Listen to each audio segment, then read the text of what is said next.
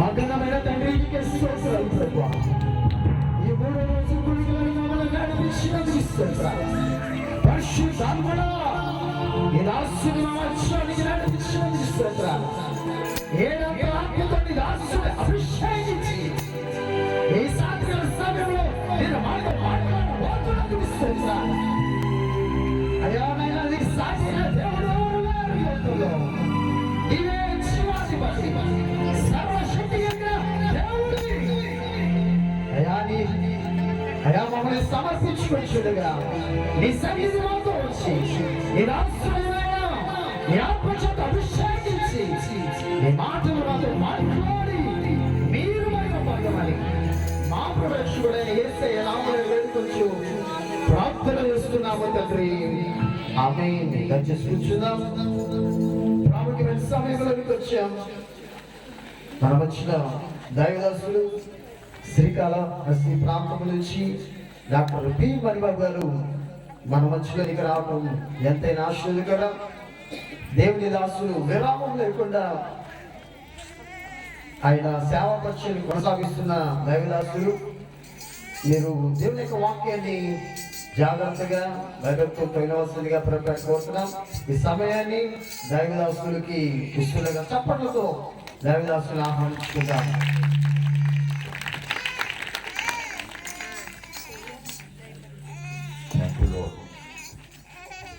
ఈ రాత్రికాల సమయంలో కూడి వచ్చిన దేవుని సంఘానికి, అలాగే పరిశుద్ధులకు should be care about your baby just to far away from this place. I request you. ఈ రాత్రి కూడి వచ్చిన పరిశుద్ధులందరికీ, అలాగే ఆయా సంఘాలు వచ్చిన విశ్వాసులకు, స్థానికంగా ఉన్న సంఘాలకు, విశేషంగా మీ అందరికీ యేసుక్రీస్తు నామ పేరిట నా 2 చేతులు జోడించి వందనాలు తెలియజేస్తున్నాం.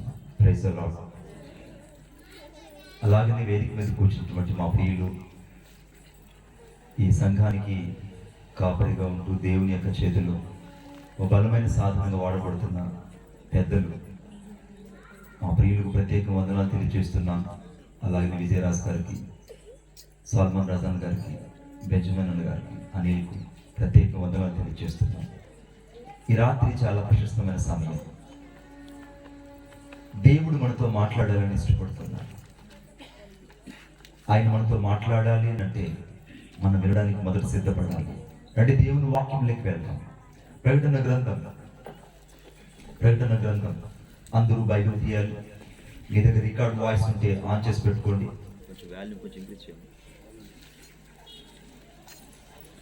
ప్రకటన గ్రంథం 20వ అధ్యాయం 11వ వచనం. మరియు ధవళమైన మహాసింహాసనము, దాని యందు ఆసీనుడై ఉన్న ఒకరిని చూచి తిని, భూమి ఆకాశములు ఆయన సముఖము నుండి పారిపోయిను, వాటికి నిలువ చోటు కనబడకపోయెను. మరియు చాలమ్మా, ప్రార్థన చేసుకుందాం. తలలు వంచండి. మీ కుడి హస్తంలో చూపుడు వేలును ఆ వాక్యం మీద ఉంచండి. 11వ వచనం మీద ఉంచండి. ప్రేమగల మా తండ్రి, నీకు వందనాలు, స్తోత్రాలు చెల్లిస్తున్నాను. ఈ రాత్రికాల సమయంలో మీరు మాతో మాట్లాడండి. నీ స్వరాన్ని వినడానికి నేను వేగిరి పడుతున్నాను. పరిశుద్ధాత్ముడా, నేనేమై ఉన్నాను అది కేవలం నీ కృప ఉన్నాను. ఈ రాత్రి మీ సన్నిధి యొక్క ప్రత్యక్షత, మీ వాక్ ప్రత్యక్షత మాకు దయచేయండి. నలుదిక్కుల దురాత్మ సంబంధమైన చీకటి శక్తుల యొక్క క్రియలను నేను యేసుక్రీస్తు నామములో కట్టి లయపరుస్తున్నాను. దేవుని శక్తిని ప్రాంతంలో విడుదల చేస్తున్నాను. వాక్ శక్తి యొక్క ప్రత్యక్షతను ఈ ప్రాంతంలోకి విడుదల చేస్తున్నాను. దేవుని వాక్యం అనేటువంటి ప్రతి మర్మమును ఈ రాత్రి మేము చూచినట్లు మా మనోన్నతాలు తెరవమని కోరుకుంటున్నాను. ఈ వాక్యం విరోధంగా పనిచేస్తున్న దురాత్మ సమూహాలను నేను యేసుక్రీస్తు నామములో నిర్వీర్యం చేస్తున్నాను. ఆది అంతమే నడిపించండి. మమ్మల్ని మేము మీ చేతుల్లో ప్రతిష్ఠించుకుంటూ యేసుక్రీస్తు నామములో ప్రార్థన చేసి వేడుకొనుచున్నాను తండ్రి. ఆమేన్. పరలోకములో చిట్ట చివరి తీర్పు ఒకటి జరుగుతుంది. This is the day of judgment and final destination. ఈ ధవలమైన సింహాసనము దగ్గర గొప్పవారేమి కొద్దివారేమి మృతులైన వారందరూ అక్కడ నిలబడాల్సిన సమయం అది పరలోకములో జరుగుతున్న ఆఖరి తీర్పు. ఆ అంతిమ తీర్పులో దేవుడు మహోగ్రుడై నిలబడి ఉండడం మనం చూస్తున్నాం. ఆయన మహా ఉగ్రుడై ఆ సింహాసనాసీనుడై గొప్పవారికేమి కొద్దివారికేమి మృతులైన వారందరూ కూడా ఆ సింహాసనం నిలబడి తీర్పు కొరకు ఎదురు చూచే సమయం అది. గ్రంథాలు విప్పబడుతున్నాయి, గ్రంథాలు విప్పబడుతున్నాయి. అప్పుడు రాయబడ్డ మాట ఏంటో తెలుసా? నేను చదువుతున్నాను, గమనించండి. 12వ వచనం మధ్య భాగంలో, అప్పుడు గ్రంథములు విప్పబడెను. గ్రంథములు విప్పబడెను. అది జీవ గ్రంథం కాదు, గ్రంథములు విప్పబడ్డాయి. ఏమిటి ఆ గ్రంథములు అనంటే, మన ఇంట్లో ప్రతి ఒక్కరికి ఒక సెల్ ఫోన్ ఎలాగో ఉందో, కొన్ని సంవత్సరాల క్రితం మనిషికి ఒక డైరీ ఉండేది, ఇప్పటికి కూడా ఉంది. కానీ ఎవరెవరు డైరీలో వారిని గురించి మాత్రమే రాసుకుంటుంటారు, పర్సనల్ డైరీ అంటారు. అందుకే దేవుని యందు భయభక్తులు వారు ఇద్దరు కూడి మాట్లాడుకుంటుండగా ఆయన చెవి ఎగ్గి ఆలకించను. ఆయన సముఖమందున జ్ఞాపకార్థ గ్రంథములో వ్రాయబడుచు ఉండేదని వ్రాయబడి ఉంది. అంటే ప్రతి మనుషుడు ఏమి మాట్లాడుతున్నాడు, అతను నిద్ర లేచినది మొదలుకొని తిరిగి సూర్యాస్తం వరకు అతని యొక్క దినచర్య అంతయు ఆ గ్రంథములో వ్రాయబడుతుంటుంది. పరిశుద్ధాత్మ దేవుడు ప్రశ్న నేను వేయలేము. ఈరోజు నిజంగా నువ్వు వేకువజామున దేవుని నిజంగా కలుసుకున్నావా? ఈరోజు నిజంగా నీవు దేవుణ్ణి వేకువజామున కలుసుకున్నావా? 2, పరిశుద్ధమైన గ్రంథాన్ని నిజంగా నువ్వు చదవడానికి నీ జీవితాన్ని పరిపూర్ణంగా దేవునికి అప్పగించావా? 3, దేవుని స్వరాన్ని వినడానికి సంపూర్తిగా నీ జీవితాన్ని ఆయన చేతికి అప్పగించుకోగలిగావా? అంటే నువ్వు దేవుని స్వరం వినకుండా బ్రతకడము దేవుని రాస్తున్నాడు. నువ్వు ఈరోజు పరిశుద్ధ గ్రంథం చదవనిది దేవుడు రికార్డెడ్ చేస్తున్నాడు. అలాగే ఈరోజు దేవుని సమ్ముఖంలో నువ్వు ప్రార్థన చేయకపోవడం కూడా ఆయన రికార్డెడ్ గా నమోదు చేస్తున్నాడు. అందుకే వాని గ్రంథములు వాని క్రియల చొప్పున ప్రతి వానికి తీర్పు ఒకటి తీర్చబడుతుంది. ఆ తీర్పు తీర్చే సమయమే ఈ అంతిమ తీర్పు. ఈ అంతిమ తీర్పులో గొప్పవారు కొద్దివారు సామాన్యులు ధనికులు చనిపోయిన ప్రతి ఒక్కరూ అక్కడ నిలబడవలసిందే. ఆ సమయంలో భూమి ఆకాశము పారిపోయిను అని రాయబడిందండి. ఈ రోజుల్లో మనుషులు ఏం చేస్తున్నారంటే, ఈ భూమి అంతా నాదే, ఇక్కడి నుంచి కనబడుతున్న 10 సెంట్లు నాదే, ఈ అమరావతిలో ఈ కనబడుతున్న ఈ యొక్క పొలం అంతా నాదే, సమస్తము నాది అనుకుంటున్నాడు ఈ మనుషుడు. కానీ ఏ భూమి కొరకు తన జీవితం అంతా వ్యర్థపరుచుకుంటున్నాడో అదే భూమి దేవుని సముఖం నుండి పారిపోతుంది. ఎందుకు భూమి ఆకాశం పారిపోతుంది అంటే, ఆయన తీర్పు దగ్గర ఆ భూమి ఆకాశం చెప్తుంది, అయ్యా నువ్వు న్యాయవంతుడివి, నువ్వు సత్యవంతుడివి. ఏ మనుషులకి సువార్త చెప్పావు, రక్షణ గురించి చెప్పావు, మారు మనసు గురించి చెప్పావు, అయినా వారు నీ మాటను తృణీకరించారు. ఎందుకో తెలుసా? యెషయా గ్రంథం 1వ అధ్యాయం 1వ వచనం, ఆకాశమా ఆలకించుము, ఓ భూమి చెవియొగ్గుము, నేను పిల్లల్ని పెంచి గొప్పవారిగా చేసింది, వారు నా మీద తిరుగుబడి ఉన్నారు. ఈ రాత్రి మనుషులు దేవుని మీద తిరుగుబాటు చేస్తున్నారు. విశ్వాసమును కర్తయు దాన్ని కొనసాగించేవాడైనా యేసు వైపు చూడవలసిన మనుషులు దేవుని వైపు చూడకుండా లోకం వైపు చూస్తూ శరీర సంబంధమైన జీవితాలు జీవిస్తూ దేవునికి వ్యతిరేక దిశలో ప్రయాణం చేస్తున్నారు. కనుకనే వారి గురించి అక్కడ రాయబడింది, తిరుగుబాటు చేసే జనమని. ఈ రాత్రి పరిశుద్ధాత్మ 2వ ప్రశ్నని వేయనిము. దేవుడు ఎవరికి చెప్పాలో అర్థం కావట్లేదు. అందుకే ఆకాశమా నువ్వు ఆలకించు, ఓ భూమి నువ్వు చెవియొగ్గు. మీరైనా అర్థం చేసుకోండి. వీళ్ళకి ఉద్యోగాలు లేనప్పుడు ఉద్యోగాలు ఇచ్చాను, పిల్లలు లేనప్పుడు పిల్లల్ని ఇచ్చాను, ఇళ్ళు వాకిలు లేనప్పుడు ఇళ్ళు వాకిళ్ళు ఇచ్చాను, సమస్తం వీళ్ళకి ఇచ్చాను. అయినా వీళ్ళు నా మీద తిరుగుబాటు చేస్తున్నారు. ఈ రాత్రి వాక్యం చదవని నీవు దేవుని మీద తిరుగుబాటు చేస్తున్నావని గుర్తించుకో. ఈరోజు ప్రార్థన చేయలేని నీవు దేవుని మీద తిరుగుబాటు చేస్తున్న విషయాన్ని గుర్తించుకో. పరిశుద్ధతలో జీవించకుండా ఇంకా అసమాధానం కలిగి దేవుని యొక్క వ్యతిరేక దిశలో ప్రయాణం చేస్తున్న నీవు, నీ తిరుగుబాటు ఎవరి మీదో తెలుసా? జీవము గల దేవుని మీదనే. ఎట్టి వారి కొరకు అంతిమ తీర్పు ఒకటి సిద్ధపరచబడి ఉన్నది. ఆ అంతిమ తీర్పులోకి నువ్వు వెళ్ళకూడదనే ఈ రాత్రి యేసుక్రీస్తు ప్రభు నిన్ను ప్రేమించి, నువ్వు ఇక్కడికి రాకపోయినా నిన్ను బలవంతం చేసి ఆయన మాత్రమే నీకు నడిపించాడు. ఒప్పుకున్న చెప్పనుకుంటాడు గట్టిగా, ఇంకా గట్టిగా. ఈ రాత్రి నువ్వు దేవుని ప్రణాళికలో ఉన్నావు. ఈ అంతిమ తీర్పులో నువ్వు నిలబడకూడదని దేవుడి రాత్రిని హెచ్చరిస్తున్నాడు. ఈ అంతిమ తీర్పు చాలా కఠినమైనది. భూమి ఆకాశాలే పారిపోయాయి. సమస్త లోకములో ఉన్న మనుషులందరూ సింహాసనం నిలవబడ్డారు. రాజులు మొదలుకొని సామాన్యుడి వరకు మృతులైన ప్రతి ఒక్కరూ అక్కడ నిలబడ్డారు. ఆ తీర్పు మహోగ్రతమైనది. ఆ తీర్పు అంత కఠినమైనది. ఎందుకంటే దాని తర్వాత ఇక ఏ తీర్పు లేదు. ఈ రాత్రి ఎందుకు నేను ఈ వాక్యాన్ని మీ ముందు ఉంచాలనుకుంటున్నానంటే, ఇది లాలన పాలన చేసుకున్నటువంటి అంత్య దినాలలో కాదు, ఇంకా చివరి దినాలలో నీవు ఉన్నావు. సంఘం ఎత్తబడుతుంది. ఇప్పుడు నువ్వు చూస్తూ ఉన్నట్టుగానే సంఘం ఎత్తబడుతుంది. సువార్త చెప్పే వాళ్ళు ఉండరు, రక్షణ గురించి మాట్లాడే వాళ్ళు ఉండరు, దేవుని వాక్యం బోధించే వాళ్ళు ఉండరు, నిజ రక్షణ యేసుక్రీస్తు ప్రభువుని గురించి సత్య సువార్తను అందించే వాళ్ళు కనబడరు. ఆ రోజు నీవు ఉన్నట్టుగానే ఉంటావు. మధ్యాకాశంలోకి యేసుక్రీస్తు ప్రభు వస్తారు. కడబూర ధ్వని మోగగానే ఆయన కొరకు సిద్ధపాటు కలిగిన వాళ్ళు ఒక్కసారిగా వెళ్ళిపోతారు. ఇక సువార్త చెప్పే వాళ్ళు నీకుండరు, మిగిలేదు నువ్వు అక్కడవే. నీకెవరు ఇక కనపడరు. నువ్వు మాత్రమే సంఘానికి వస్తావు, సంఘం తలుపులు తెరుచుకుంటావు, పాటలు పాడుతావు. ఎంత నువ్వు ఆర్పాటు చేసిన పరిశుద్ధాత్ముడు సంఘంలో చెత్తపడ్డాడు కనుక నీకు ఇక ఆత్మాభిషేకం ఉండదు, పశ్చాత్తాపం ఉండదు, మారు మనసు ఉండదు. రెప్ప పాటలో మనుషులు మాయమైపోతారు. ఇప్పుడు నేను కనబడకుండా పోయినట్టే. ఆ దినం కొరకు నిజంగానే సిద్ధపడుతున్నావా లేదో ఈ రాత్రి నువ్వు ప్రశ్నించుకోవాలి. దేవుని వాక్యం రాయబడింది, కడబోర ధ్వని మోగగానే రెప్ప పాటలు, the split of second the man will be under recognition. వీడు రూపాంతరం పొందుతాడు. వీడు రూపాంతరం పొందడానికి వీడి జీవితంలో సిద్ధపాటు కలిగి ఉండమని దేవుని వాక్యం చెప్తుంది.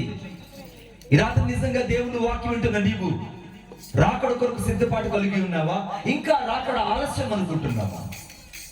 దేవుడి వాక్యం రాయబడింది, మీలో కొందరు దేవుని దినపు రాకడ ఆలస్యం అని అనుకుంటున్నారు, కానీ అందరూ అంతటా మారు మనసు పొందాలని ఆయన ఇంకా దీర్ఘ శాంతము కలిగి రాకడను ఆలస్యం చేస్తున్నాడు. ఎందుకో తెలుసా? ఈ రాత్రి నువ్వు సంపూర్ణంగా రక్షించబడి వెళ్ళాలని. కొట్టండి చెప్పండి గట్టిగా. ఈ రాత్రి సంపూర్ణంగా రక్షించబడి వెళ్ళాలని. నా ప్రియమైన వారులారా, ఈ అంతిమ తీర్పు జరుగుతూ ఉన్నదనంటే దీనికి ముందు ఒక తీర్పు ఒకటి జరిగిందని నువ్వు గ్రహించాలి. రాజుగారు మొదటి భార్య మంచిది అని అంటే ఖచ్చితంగా రెండవ భార్య ఉందని అర్థం. అంతిమ తీర్పు అది ఇక్కడ రాశారు పరిశుద్ధులు అని అంటే దీనికి ముందు ఒక తీర్పు జరిగిందని అర్థం. చూడండి ఆ తీర్పు ఎక్కడ జరిగిందో చూద్దాం. యెషయా గ్రంథం 14వ అధ్యాయం. యెషయా గ్రంథం 14వ అధ్యాయం 12వ వచనం. యెషయా గ్రంథం, నక్షత్రమా, తేజో నక్షత్రమా, వేకువ చుక్క, నీవెట్లు ఆకాశం నుండి పడితివి, నీవు ఎట్లు ఆకాశములో నుండి పడ్డావు, జనములను పడగొట్టిన నీవు, జనములను పడగొట్టిన నీవు, నేల మట్టు వరకు ఎట్లు నరకబడితివి, నేల మట్టు వరకు ఎలాగో నరకబడితివి. చాలమ్మా. ఇది శూన్యములో సృష్టి యావత్తు కలుగుక మునుపు. అంటే నా వైపు చూడండి అందరూ. ఆది కాండం 1వ అధ్యాయం 1వ వచనము, అక్కడ నమోదు కాక మునుపే ఈ తీర్పు జరిగింది. అంటే జగత్తుకు పునాది వేయబడక మునుపు, సృష్టి ఆరంభానికి మునుపు ఇక్కడ తీర్పు ఒకటి జరిగింది. ఆ తీర్పు ఏంటో తెలుసా? దేవదూతలకు, అనగా పడద్రోయబడిన దేవదూతలకు ప్రధానత్వాన్ని నిలుపుకోలేక అక్కడి నుంచి పడద్రోయబడినటువంటి లూసిఫర్ అనే దేవదూత, అలాగనే కొందరు దేవదూతలందరూ కూడా పడద్రోయబడ్డారు. బాగా గమనించండి. లూసిఫర్ ఉన్న గర్వం ఏంటంటే ఆత్మీయ గర్వం వచ్చింది. అన్ని గర్వాలనే కంటే నేటి రోజులు ఎక్కువగా పనిచేస్తున్నది ఏంటంటే ఆత్మీయ గర్వం. సౌందర్య గర్వం, ధన గర్వం, బల గర్వం, జన గర్వం, అర్థమైందా? అన్ని గర్వాలే కంటే ఆత్మీయ గర్వం ఎప్పుడు పట్టుకుంటుందో మనిషికి వాడికి పతనం ఆరంభమైందని గుర్తించుకోవాలి. The counted has started in their life. నీ జీవితంలో బాగా గ్రహించాల్సింది, ఈ రాత్రి దేవుని వాక్యం వింటున్న నీవు ఆత్మ సంబంధమైన జీవితాన్ని కలిగి ఉన్నావో, నీ జీవితంలో శరీర సంబంధమైన జీవితం కొరకు నీ సమయాన్ని ఎక్కువగా హెచ్చిస్తున్నావో ఆలోచించి చూడు. ఆ రోజుల్లో అనగా 10 ఏళ్ల క్రిందట మనుషులు పరిశుద్ధ గ్రంథాన్ని పట్టుకొని మందిరానికి వచ్చేవాళ్ళు. కానీ ఈరోజు ఆండ్రాయిడ్ సెల్ ఫోన్ పట్టుకొని మందిరానికి వస్తున్నాం. బైబిల్ తెచ్చావులే మేము సెల్ ఫోన్ లో చూసుకుంటున్నాంలే అనుకునే రోజులకు దౌర్భాగ్యమైన స్థితిలోకి దిగజారిపోయింది. ఆత్మీయత ఎక్కడికి దిగజారిపోయిందంటే పూర్తిగా అధోగతిలోకి దిగజారిపోతుంది. ఆ రోజుల్లో కుటుంబంగా అందరూ కలిసి కూర్చొని ప్రార్థన చేసుకునేవాళ్ళు. ఈరోజు పిల్లలు ఒక దగ్గర, భర్త ఒక దగ్గర, భార్య ఒక దగ్గర ఆన్లైన్ లో ప్రైజ్ స్టార్ట్ చేసుకుని బతుకుతున్నారు. ఎందుకు ఈ మాటలు నేను కఠినంగా చెప్తున్నాను తెలుసా? అన్ని గర్వాలే కంటే ఆత్మీయ గర్వం అనేది చాలా భయంకరమైంది. సాతానుడు వాని దూతలు అక్కడ నుంచి ఒక్కసారిగా దేవుని సింహాసనం ఎక్కితే ఎంత బాగుండు, మేము కూడా ఆయనతో కూడా సమానంగా కూర్చుంటే ఎంత బాగుండని ఆ దేవదూతలు లూసిఫర్ ఎప్పుడైతే అనుకున్నాడో వాళ్ళ మనసును గ్రహించిన దేవుడు ఒక్కసారిగా వాన్ని క్రిందకు పడద్రోశాడు. చూడండి యూదా రాసిన పత్రిక, యూదా రాసిన పత్రిక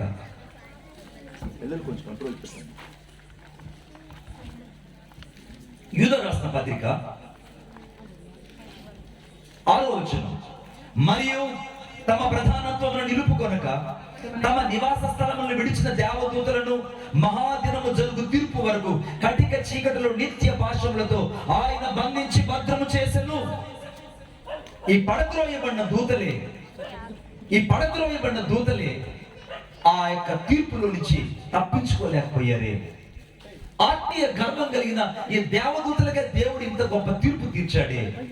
ఓ మనుషుడా, ఈ రాత్రి ఆత్మీయ గర్వం చేత నింపబడుతున్న నీకు తీర్పు ఉండదనుకుంటున్నావా? తీర్పు ఉండదు. నేను బాగున్నానండి, నాకు అన్నీ తెలుసు, నాకు మాత్రమే తెలుసు, ఇంకెవ్వరికి తెలియదు నాకు తెలిసినంత అనుకుంటున్నావా? నీ జీవితంలో ఎప్పుడైతే ఆత్మ సంబంధమైన విషయాలలో గర్వపడడం ప్రారంభిస్తున్నావో నువ్వు ఆత్మీయహీనతలోకి వెళ్ళిపోతున్న విషయాన్ని గుర్తించుకోవాలి. రాత్రి మొదటి తీర్పు జరిగింది. ఈ మొదటి తీర్పు దేవదూతలకు అనగా పడద్రోయబడిన దేవదూతలకు పరలోకములో తీర్పు తీర్చబడింది. బాగా గమనించండి, ప్రధానత్వం నిలుపుకోలేని ఆ దేవదూతలే పడద్రోసిన దేవుడు ఆత్మీయ గర్వం చేత నేనెక్కువ, నేను అనుకుంటుంటే నేను దేవుడు తీర్పు తీర్చుకుని ఉంటాడు అనుకుంటున్నావా? ఈ మాటలు నీ హృదయంలో భద్రంగా నాటుకోవాలని కోరుకుంటున్నాను. రెండవ తీర్పు జరిగింది, చూడండి నాతో పాటు. మొదటి తీర్పేమో పడద్రోయబడిన దేవదూతలకు తీర్పు తీర్చాడు. ఆ తీర్పులో సృష్టి యావత్తు కలుగలేదు, జగత్తుకే పునాది వేయలేదు. ఆదికాండం 1వ అధ్యాయం 1వ వచనమే ప్రారంభం కాక మునుపే ఒక తీర్పు జరిగింది. రెండవ తీర్పు చూడండి దయచేసి. ఆదికాండం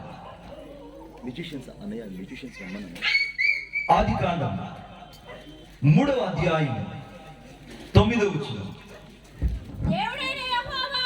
దేవుడైన యెహోవా ఆదామును పిలిచి నీవు ఎక్కడ ఉన్నావు అనెను.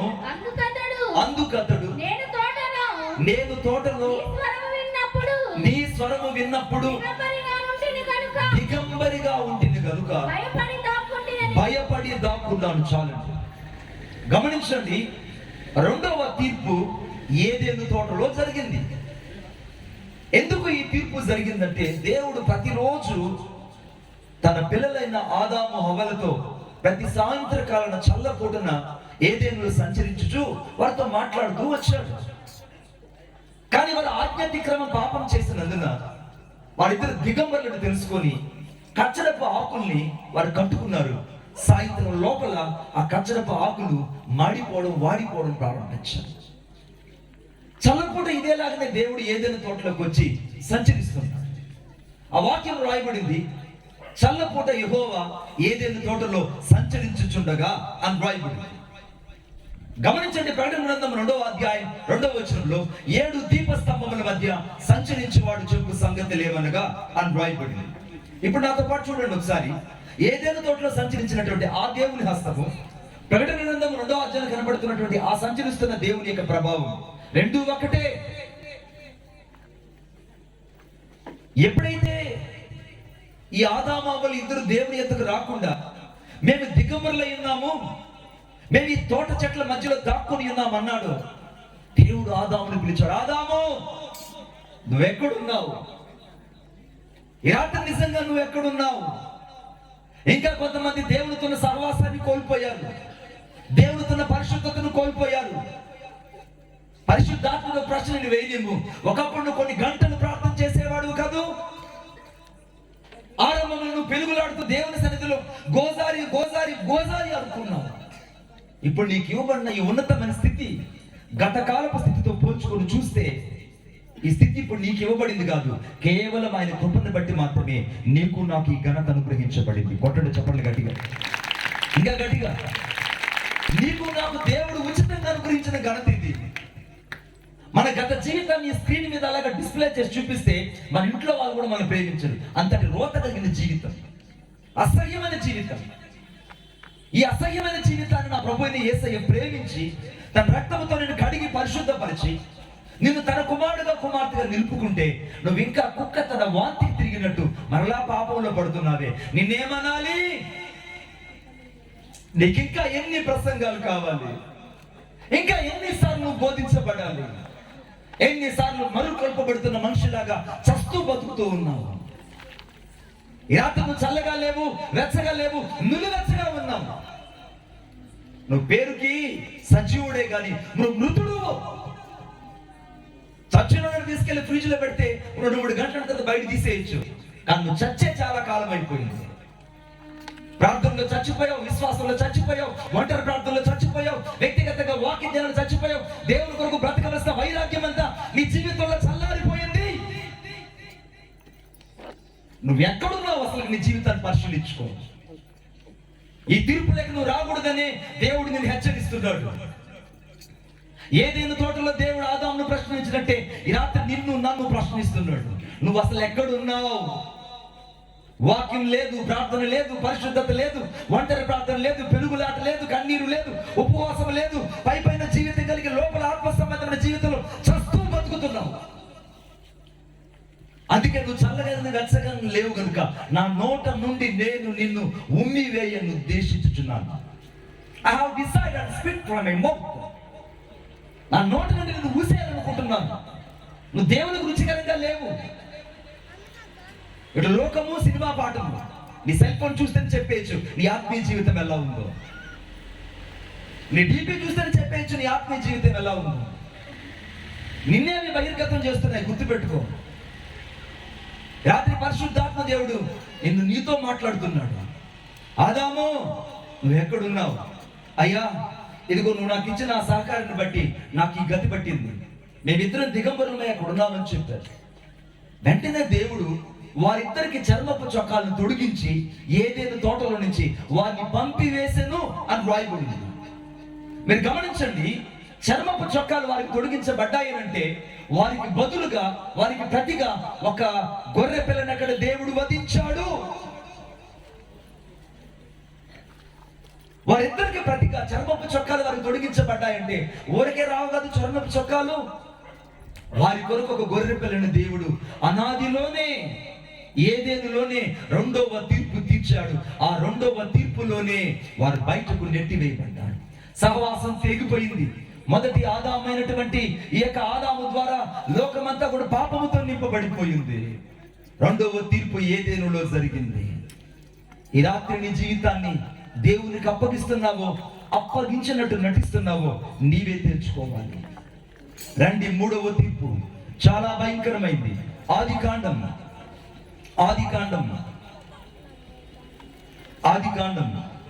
4వ అధ్యాయం 9వ వచనం. యెహోవా నీ తమ్ముడైన హేబేలు ఎక్కడున్నాడని కయీనును అడుగగా అతడు నేను ఎరుగను. చాలండి, ఈ మాట నోట్ చేసుకోండి. నేను ఎరుగును. I don't know my brother. నాకు తెలియదు. ఈ రాత్రి చాలా మంది కనబడుతున్న సహోదరుని ప్రేమించలేని నీవు కనబడుతున్న యేసయ్యని ప్రేమించడం అని చెప్పడం చాలా అబద్ధమే కాదు. కొంతమంది ప్రార్థనకు రండి మా ఇంటికి వెళ్దామంటే, మేము రామ్ పాస్టర్ గారు వాళ్ళ ఇళ్ళకి. ఎందుకు రావమ్మా?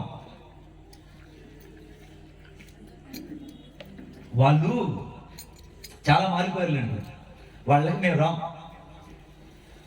అందరూ ఒకే సంఘంలోనే ఉంటారు, ఒకే కుటుంబంగానే ఉంటారు, కానీ కనబడుతున్న సహోదరికి మాత్రం ప్రైజులాడి చెప్పలేరు, పలకరించలేరు, ఆ ఇంటికి వెళ్ళలేరు. ఇది మొదటి వర్గం.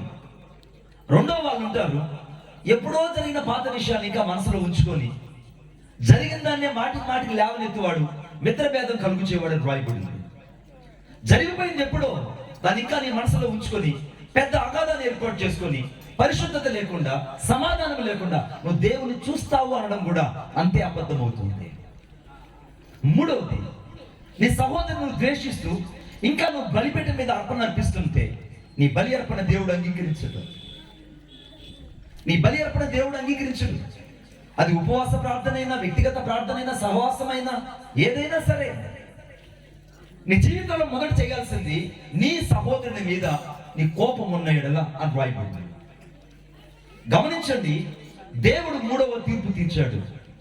ఆ 3వ తీర్పు కయ్యూను అడుగుతున్నాడు, కయ్యూను నీ తమ్ముడైన హేబేలు ఎక్కడయ్యా? నీ తమ్ముళ్ళు ఎక్కడ వచ్చావేంటి? నువ్వు నీ తమ్ముడు నీతో పాటు ఉండాలి కదా. ఈ రాత్రి నీ వెనక చూసుకోండి, నీ స్నేహితుడు ఒకడు ఉండాలి నీ పక్కన. వాడి ఇప్పుడు లేడు, కారణం వాడికి నీకు మధ్య విభేదాలు కలిగాయి. నీ స్నేహితుడు నీ పక్కన ఉండాలి, నీ సహోదరుడు నీ పక్కన ఉండాలి, కానీ నీ సహోదరుడు నీ పక్కన లేడు. కారణం ఏంటంటే ఆ సహోదరుడు అంటే ఇప్పుడు నీకు పడ్డం లేదు. మీ ఇద్దరి మధ్య విద్వేషాలు రేకొచ్చబడ్డాయి, కుటుంబాల మధ్య కలహాలు ఏర్పరచబడ్డాయి, భార్య భర్తల మధ్య అసమాధానం ఉంది, పిల్లల తల్లిదండ్రుల మధ్య అసమాధానం ఉంది. ఈ రాత్రి దేవుని వాక్యం చెప్తుంది, నువ్వు పరిశుద్ధత, సమాధానం లేకుండా ఎవడు ప్రభువును చూడలేడు. నిజంగా దేవుడు ఆశించిన పరిశుద్ధత, సమాధానం నీ కుటుంబంలో ఉందా? 3వ ప్రశ్న, నీ తమ్ముడు ఎక్కడ? నీ సహోదరు ఎక్కడ? నీ సహోదరి ఎక్కడ? వాళ్ళు లేకుండా ఎలా వచ్చావు నువ్వు మందిరానికి? అది కాదులే బ్రదర్, వాళ్ళు ఎప్పుడో నన్ను అన్నారు అంటే అన్నారు, ఇంకా నేను చంప మీద కొట్టలేదు కదా. 77 మార్లు మట్టుకు వారిని క్షమించమని దేవుని వాక్యం చెప్తుంది. ఒకటి ఇప్పుడు 20 సార్లు క్షమించుంటావు, ఇంకెన్ని మిగిలి ఉన్నాయి నా దృష్టిలో? 57. ఒకవేళ నువ్వు 60 సార్లు క్షమించుంటే ఇంకా 15 సార్లు. ఒకవేళ ఇంకా నీవు 70 సార్లు క్షమించుంటే ఇంకా 7 సార్లు మిగిలి ఉన్నాయి. అన్ని సార్లు క్షమించగలిగేవా? బిడ్డా, నువ్వు అన్నిసార్లు క్షమించబడకుండా నేను పరిశుద్ధంగా ఉన్నాను, నేను నీతిగా ఉన్నాను, నేను పరలోకం వెళ్తానని భ్రమపడిపోతున్నావు ఏమో, జాగ్రత్త. ఈ రాత్రి దేవుని వాక్యం చెప్తుంది నీతో, నీ తమ్ముడైన హేబేలు ఎక్కడ? నీ తమ్ముడైన హేబేలు ఎక్కడ? హేబేలు అంటున్నాడు, కయ్యూను అంటున్నాడు, నేనేమన్నా నా తమ్మునికి కావాలవాడినా? నిన్నటి వరకు కలిసి బతికిన మీరు, కలిసి సంఘానికి వచ్చిన మీరు, కలిసి అందరూ సహవాసం చేసిన మీరు ఇప్పుడు ఇద్దరు వేరైపోతారా? 133 దావీదు కీర్తన 1వ వచనంలో సహోదరుల ఐక్యతగా నివసించడం ఎంత మేలు, ఎంత మనోహరము. అది అహరోను తల మీద పోయబడినటువంటి అంగీల వరకు దిగజారిన పరిమళ తైలంతో సమానం. అది అట్టి పరిశుద్ధతను విస్మరిస్తున్నావు నీ జీవితంలో. ఎంతటి ఆశీర్వాదాన్ని కోల్పోతున్నావో తెలుసా? మీకు మాట గుర్తు చేయనా? యోబు గ్రంథం 42వ అధ్యాయం 10వ వచనం. యోబు గ్రంథం 42వ అధ్యాయం 10వ వచనం. యోబు అప్పుడు తన స్నేహితుల నిమిత్తం ప్రార్థన చేయగా దేవుడు అతనికి 2 అధికముగా మేలు చేసెను అని రాయబడింది. తన స్నేహితుల కొరకు అతను ప్రార్థించగా, ఈ రాత్రి నీ స్నేహితులు నరకానికి వెళ్తున్నారు. ఈ రాత్రి నీ స్నేహితులు చాలా మంది యేసుక్రీస్తు ప్రభు ఎరకనే నిత్య నరకానికి వెళ్ళిపోతున్నారు. వారికి సువార్త అందించవలసిన నీవు, వారిని రక్షణలోకి తీసుకురావాల్సిన నీవు, వారికి సువార్త అందించి దేవుని యొక్క వాక్యాన్ని బోధించవలసిన నీవు, నీవే ఇతరులను క్షమించలేకపోతే నువ్వు పరలోకానికి వెళ్ళగలవా? నా తమ్మునికి నేనేమన్నా కావాలవన్నా? నువ్వు కావాలవాడిన దేవుడు ఎంచే నీకు నాకు ఈ పరిచయని దేవుడు అప్పగించాడు. కొట్టండి చప్పట్లు గట్టిగా, ఇంకా గట్టిగా. ఒప్పుకున్నవారు, నీవు నిజంగా దేవుని సంఘాన్ని కాయగలవని, నీ సహోదరికి నువ్వు మాత్రమే సువార్త అందించగలవని, నీ రక్త సంబంధులు నువ్వు మాత్రమే సువార్త అందించగలవని దేవుడు ప్రేమించి నిన్ను నీ సహోదరుడికి, నీ సహోదరికి కావలిగా దేవుడు నియమిస్తే వారి మీద తిరుగుబాటు చేసి వారిని నువ్వు లేకుండా చేసుకొని నువ్వు పరలోకం పోతా అనుకోవడం ఎంత దౌర్భాగ్యమైన ఆత్మీయ స్థితి ఇది. అతను చెప్పిన మాట ఏంటో తెలుసా? తన సహోదరిని చంపేశాడు. ఎందుకు చంపాడు అని అంటే, కయ్యనేమో కొంత అర్పణలో కొంత దాచుకొని కొంత దేవునికి ఇచ్చాడు. కొంత అర్పణలో కొంత దాచుకొని కొంత దేవునికి ఇచ్చాడు. కొంతమంది చూడండి, ఏమీ లేనప్పుడు కానుక దేవునికి విస్తారంగా ఇచ్చేవాళ్ళు, దశమ భాగం తీసేవాళ్ళు, పిడికిడి బియ్యం తీసేవాళ్ళు, అన్ని దేవునికి ఇచ్చేవాళ్ళు.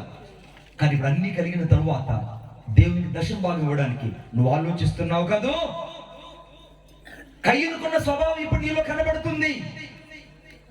పైకేమో నా అర్పణ హేబేల్ లాంటిది, నా అర్పణ శ్రేష్టమైంది, నా అర్పణ అన్నిటికంటే ప్రాముఖ్యమైంది అనుకుంటున్నావు. కానీ ఈ రాత్రి మనుషులు పై రూపాన్ని చూసి మాట్లాడతారేమో, కానీ ఇక్కడ నిలబడి ఉన్న నజరేయుడైన యేసుక్రీస్తు ప్రభు నీ అంతరంగాన్ని చూసి నీతో మాట్లాడుతున్నాడు. నీ అంతరంగం దేవునికి తెలుసు. నువ్వు కొంత దాచుకొని దేవునికి ఇస్తున్నావో, సంపూర్ణంగా దేవునికి కాంకేస్తున్నావో, అసంపూర్ణంగా దేవునికి నీ జీవితాన్ని ఇస్తున్నావో, లేకుంటే అన్ని విషయాల్లో దేవుని ఎదుట దాచబడిన వ్యక్తిగా ఇంకా నీ జీవితాన్ని దాచుకుంటున్నావో, దేవునికి రాత్రి నీ జీవితం అంతా ఒక డిస్ప్లే వేసినటువంటి ఒక స్క్రీన్ మీద కనబడినట్టు కనబడుతున్నది కదూ. కానీ హేబేల్ అయితే తన మందలోకి వెళ్ళాడు, తన మందలో వెతుకుడు ప్రారంభించాడు. ఈ గొర్రె పిల్ల వద్దు, దీనికంటే ఇంకేదైనా శ్రేష్టమైనది ఉందని ఆ మందనంతా వెతుకుతున్నాడు. ఆ మందలో వెతకగా ఒక గొర్రె పిల్ల కనపడింది. ఆ గొర్రె పిల్ల చూశాడు, ఓహో ఇది నా మంద అంతట్లేకెల్లా శ్రేష్టమైంది, దీన్ని నా దేవునికి ఇవ్వాలనుకున్నాడు. భుజాన్ని వేసుకున్నాడు, ఆనందంగా గంతులు వేసుకుంటూ దేవుని సన్నిధికి తీసుకొచ్చి బలర్పించాడు. వాళ్ళిద్దరిలో దేవుడు ఎవరి బలి అంగీకరించాడు అంటే హేబేలు బలి మాత్రమే అంగీకరించాడు. ఈ రాత్రి నీకు అర్థమైంది అనుకుంటున్నాను. నువ్వు వెతకాలి దేవుని కోసం. దాచబడిన ధనాన్ని వెతికినట్టు, వెండిని వెతికినట్టు ఈ రాత్రి ఏదైతే దేవునికి శ్రేష్టమైంది నీ జీవితంలో కావాలో దాని కొరకు నువ్వు వెతకాలి, వెంపర్లాడాలి. ఏది దేవునికి ఇష్టమైందో, ఏది దేవుడు నీ నుండి కోరుకుంటున్నాడు, ఏది నీ నుండి దేవుడు శ్రేష్టమైంది కోరుకుంటున్నాడో దాన్ని వెతుకుతున్నావా? లేకుంటే అందరితో పాటు ఇస్తున్నానులే, లేకుంటే అందరూ నన్ను చూసేటట్టు ఇవ్వాలి, లేకపోతే ఇది మాత్రం నేను ఇస్తాను దేవుడికి తెలిసిన కష్టాలనుకుంటున్నావా? కొంతమంది దశమ భాగం ఇవ్వడంలో దేవునికి ఆలోచించిస్తారు. ఈ రాత్రి దేవుడు వాక్యం చెప్తుంది, నీ విషయంలో కూడా దేవుడు ఆలోచించి ఆశీర్వదించాలనుకుంటాడు. అర్థమవుతుందా? చెప్తుంది, నవ్విస్తుంది మనుషులు కాదు, జీవము గల దేవునికి. అందుకే మీరు ఆకాశ వాక్యం విప్పి పట్టణాలు తిరిస్తారని దీవెనలు మీ మీద కుమ్మరించబడకపోవడానికి కారణం నువ్వు కొంత దాచుకోవడమే, నీ సహోదరుని క్షమించలేకపోవడమే, నువ్వు ఇతరుల మీద ఇంకా నీవు ద్వేషాన్ని, అసూయను కలిగి ఉండడమే. మూడవ తీర్పు కయ్యూనుతో దేవుడు చేశాడు. కయ్యూను మీద చూపించాడు. ఏమిటి ఆ తీర్పు అంటే, ఒక పెద్ద నుదుటి మీద పెద్ద గాయాన్ని చేశాడు. కయ్యూను, ఈరోజు నువ్వు భూమిని సేద్యపరుస్తావు, కానీ ఆ భూమి ఇంకా సారాన్ని ఇవ్వదు, ఇక్కడి నుంచి నువ్వు దేశ దిమ్మరం అయిపోదు అని ఆ దేశంలో నుంచి అతని దేవుడు తీర్పు తీర్చి వెళ్ళగొట్టాడండి. మొదటి తీర్పేమో పరలోకములో దేవదూతలకు తీర్చబడింది. రెండవ తీర్పేమో ఏదేను తోటలో సహవాసం కోల్పోయిన ఆదాముకు తీర్చబడింది. మూడవ తీర్పేమో సహోదరుని కోల్పోయిన, సహోదరుని చంపిన కయ్యూనుకి తీర్చబడింది. నువ్వు చంపాల్సిన అవసరం లేదు నీ సహోదరుని, వాడిని ద్రోహి అంటేనే చాలు, వాడిని ద్వేషిస్తేనే చాలు, పగబడితేనే చాలు. హేబేలు రక్తం ఇంకా మాట్లాడుతూనే ఉంది. దేవుడు విన్నాడు, కయ్యూనుకు తీర్పు తీర్చాడు. ఈ రాత్రి ఇదే వాక్యాన్ని నీ జీవితం అన్వయింప చేసుకొని చూడు. నువ్వు రక్షణ గురించి చెప్పవలసిన వ్యక్తి రక్షణ గురించి ఆలోచించట్లేదంటే ఇంకా నువ్వు దేవుడి గురించి వారితో మాట్లాడటం లేదని అర్థం. నా జీవితంలో యేసుక్రీస్తు ప్రభువుని ఎరగక మునుపు మేము తిరుపతి శ్రీకాళహస్తిలో ఎంతో నిష్ట కలిగిన వ్యక్తులతో పాటు నేను సంచరించే వ్యక్తిని. శ్రీ అనగా సాలిపురుగు, కాళ అనగా సర్పము, హస్తి అనగా వేణుగు. దక్షిణ కాశీలో నేను పుట్టాను. రెండు కాశీలు ఉన్నాయి భారతదేశంలో, ఒకటి ఉత్తర కాశీ, రెండో దక్షిణ కాశీ. ఆ దక్షిణ కాశీయే శ్రీకాళహస్తి. ఆ శ్రీకాళహస్తిలో ఆ స్వర్ణముఖి నదిలో వేకువజాము 4 గంటలకు వెళ్ళి ఆ ప్రాతకాలం ఆ యొక్క నదిలో నేను దాదాపు ఈ శిరస్సంత లోతులో నిలబడి ఆ శ్లోకాన్ని జపించేవాడిని. అంబస్య నారే భువన్నస్య నకస్య నహావృష్టి నహోతో నహియాన్ సర్వేశ్వరం సర్వస్యం ఏషం సర్వేషం ఏషం సర్వస్య యశోంతర్యామేషాయేని ఓం శ్రీ వృధమజయాయ నమః. ఆ శ్లోకాన్ని ఎవరైతే 1000 సార్లు సహస్రనామం చేస్తారో వారు మాత్రమే మోక్షానికి వెళ్తున్న ప్రతీకత ఇప్పుడు అక్కడ ఉంది, ఎప్పటికీ ఉంది. ఆ శ్లోకాన్ని నేను 1000 సార్ల కంటే ఎక్కువగా చెప్పాను. అక్కడ 3 రకాల వ్యక్తులు ఉన్నారు. 1 బైరాగులు, 2 పొంగవులు, 3 మునీశ్వరులు. నేను మునీశ్వరులతో పాటు తిరిగాను. వారికి పూజా సామగ్రిని అందించేవాడిని. వారు చేసే ప్రతిరోజు గాయత్రి మంత్రంలో నేను కూడా వారితో పాటు ఆ యాగంలో పాల్గొనేవాడిని. ఆ యాగంలో పాల్గొనేటప్పుడు అంబస్య నారే భువన్నస్య నకస్య నహావృష్టి నహోతో నహియాన్, ఆ శ్లోకాన్ని ఎవరైతే పదే పదే చెప్తారో వారి జీవితంలో గాయత్రి మంత్రమును ఎవరైతే పదే పదే జపించడం ప్రారంభిస్తారో వారి మోక్షానికి వెళ్ళడమే కాకుండా అష్టైశ్వర్యాలు కలిగి ఉంటారని బలంగా నమ్ముతారు. అంతటి నిస్సకలిగిన వ్యక్తులతో తిరుగుతున్న నేను ఒక్కరోజు కూడా యేసు ప్రభు గురించి వినడానికి ఇష్టపడలేదు. ఆయన ఎవరో కూడా నాకు తెలియదు. మా తాతలు కానీ ముత్తాతలు కానీ మా పూర్వీకులు కానీ ఎవరు యేసుక్రీస్తు ప్రభు గురించి వినలేదు. మేము ఆయన గురించి వినాలని కూడా ఇష్టపడలేదు. మా చుట్టూ ఉన్న ఈ 3 కోట్ల మంది మా వాళ్ళు అనుకున్నాం. వీళ్ళే మా జీవితానికి సర్వస్వం అనుకున్నాం. ఏషం సర్వేషం ఏషం సర్వస్య. ఆ శ్లోకంలో నీతి ఏంటంటే మేము ఆరాధిస్తున్న దేవుడు ఆయన సమస్త మెరిగిన వాడు, ఆయన సర్వాంతరామి, ఆయనకు అన్నీ తెలుసు అనుకున్నాం. కానీ నా జీవితంలో అన్ని చేస్తూ ఉన్నా నాకు నెమ్మది లేదు, సమాధానం లేదు, నిజమైన ఆనందం లేదు. బైరావులతో పాటు తిరిగాను, పొంగోలతో తిరిగాను, అంతకంటే మునీశ్వరులతో ఎక్కువగా తిరిగాను. వారికంటే ఎక్కువగా అక్కడ నిష్ఠనియమాలతో పూజ చేసేటువంటి ఆ యొక్క గుడి ముందు ఆ గుంపు ఉంటారు. ఆ గుంపు ఇప్పుడు ఉత్తర కాశీలో ఉన్నారు. వాళ్ళు ఇప్పుడు దక్షిణ కాశీలో నుంచి అక్కడికి వెళ్ళిపోయారు. కొంతమంది వారి దిగంబర్లే తిరుగుతుంటారు. వారితో పాటు తిరిగి ఆ పూజా సామగ్రిని అంతా అందించి ఆ యాగాలలో పాల్గొనే వ్యక్తిని నేను. నాకంటే నిష్ఠ కలిగిన వ్యక్తులు ఇంకా ఇక్కడ ఉన్నారు ఒకప్పుడు. కానీ నేను అజ్ఞానంలో ఉన్నాను, తిమిరాంధకారంలో ఉన్నాను. నన్ను వెతుక్కుంటూ ఒక వెలుగు వస్తున్న విషయాన్ని నేను గ్రహించలేకపోయాను. ఈ రాత్రి నువ్వు ఎక్కడి నుంచి వాక్యం వింటూ ఉన్నా, ఒకవేళ మేడల మీద కూర్చొని వాక్యం వింటున్నా, రోడ్డు చివరిలో నిలబడి వాక్యం వింటున్నా, ఒకవేళ రోడ్డు చివరిలో ఆ చట్టం మీద కూర్చొని వాక్యం వింటున్నా, ఈ రాత్రి యేసుక్రీస్తు ప్రభు నిజమైన దేవుడు. నశించిన దాన్ని వెతికి రక్షించడానికి ఆయన భూలోకానికి వచ్చాడు. సర్వ మానవాళికి ఆయన సువార్తను అందించడానికి యేసుక్రీస్తు ప్రభుని ఈ భూలోకానికి పంపించాడు. యేసే మార్గము, యేసే జీవము, యేసే సత్యము. ఇక ఆయన ద్వారా తప్ప ఎవరు నిత్య రాజ్యానికి వెళ్ళలేరు. ఆ సత్యం గురించి చెప్పడానికి, ఆ అంతిమ తీర్పులను నిలబడకూడదని నా దేవుని యొక్క ప్రేమ ఈ రాత్రి నీ కోసమే ఈ ప్రాంతంలో నిలబడి ఉన్నది. కొట్టండి చెప్పండి గట్టిగా, ఇంకా గట్టిగా. నా జీవితంలో రోజు రోజుకి ఆ పైచాచిక శక్తులన్నీ నా శరీరం అంతా తాండవించేటివి. నా శరీరం అంతా ఎక్కడ చూసిన రుద్రాక్ష మాలలు, ఆ భయంకరమైనటువంటి ఆ జపమాలలన్నీ నా శరీరం అంతా తాండవిస్తూ ఉండేది. రాత్రిపూట వికృతమైన ఆకారాలు నా శరీరం ఎదుట పట్టి నన్ను పీకుతూ ఉండేది. నాకు అర్థమయ్యేది కాదు.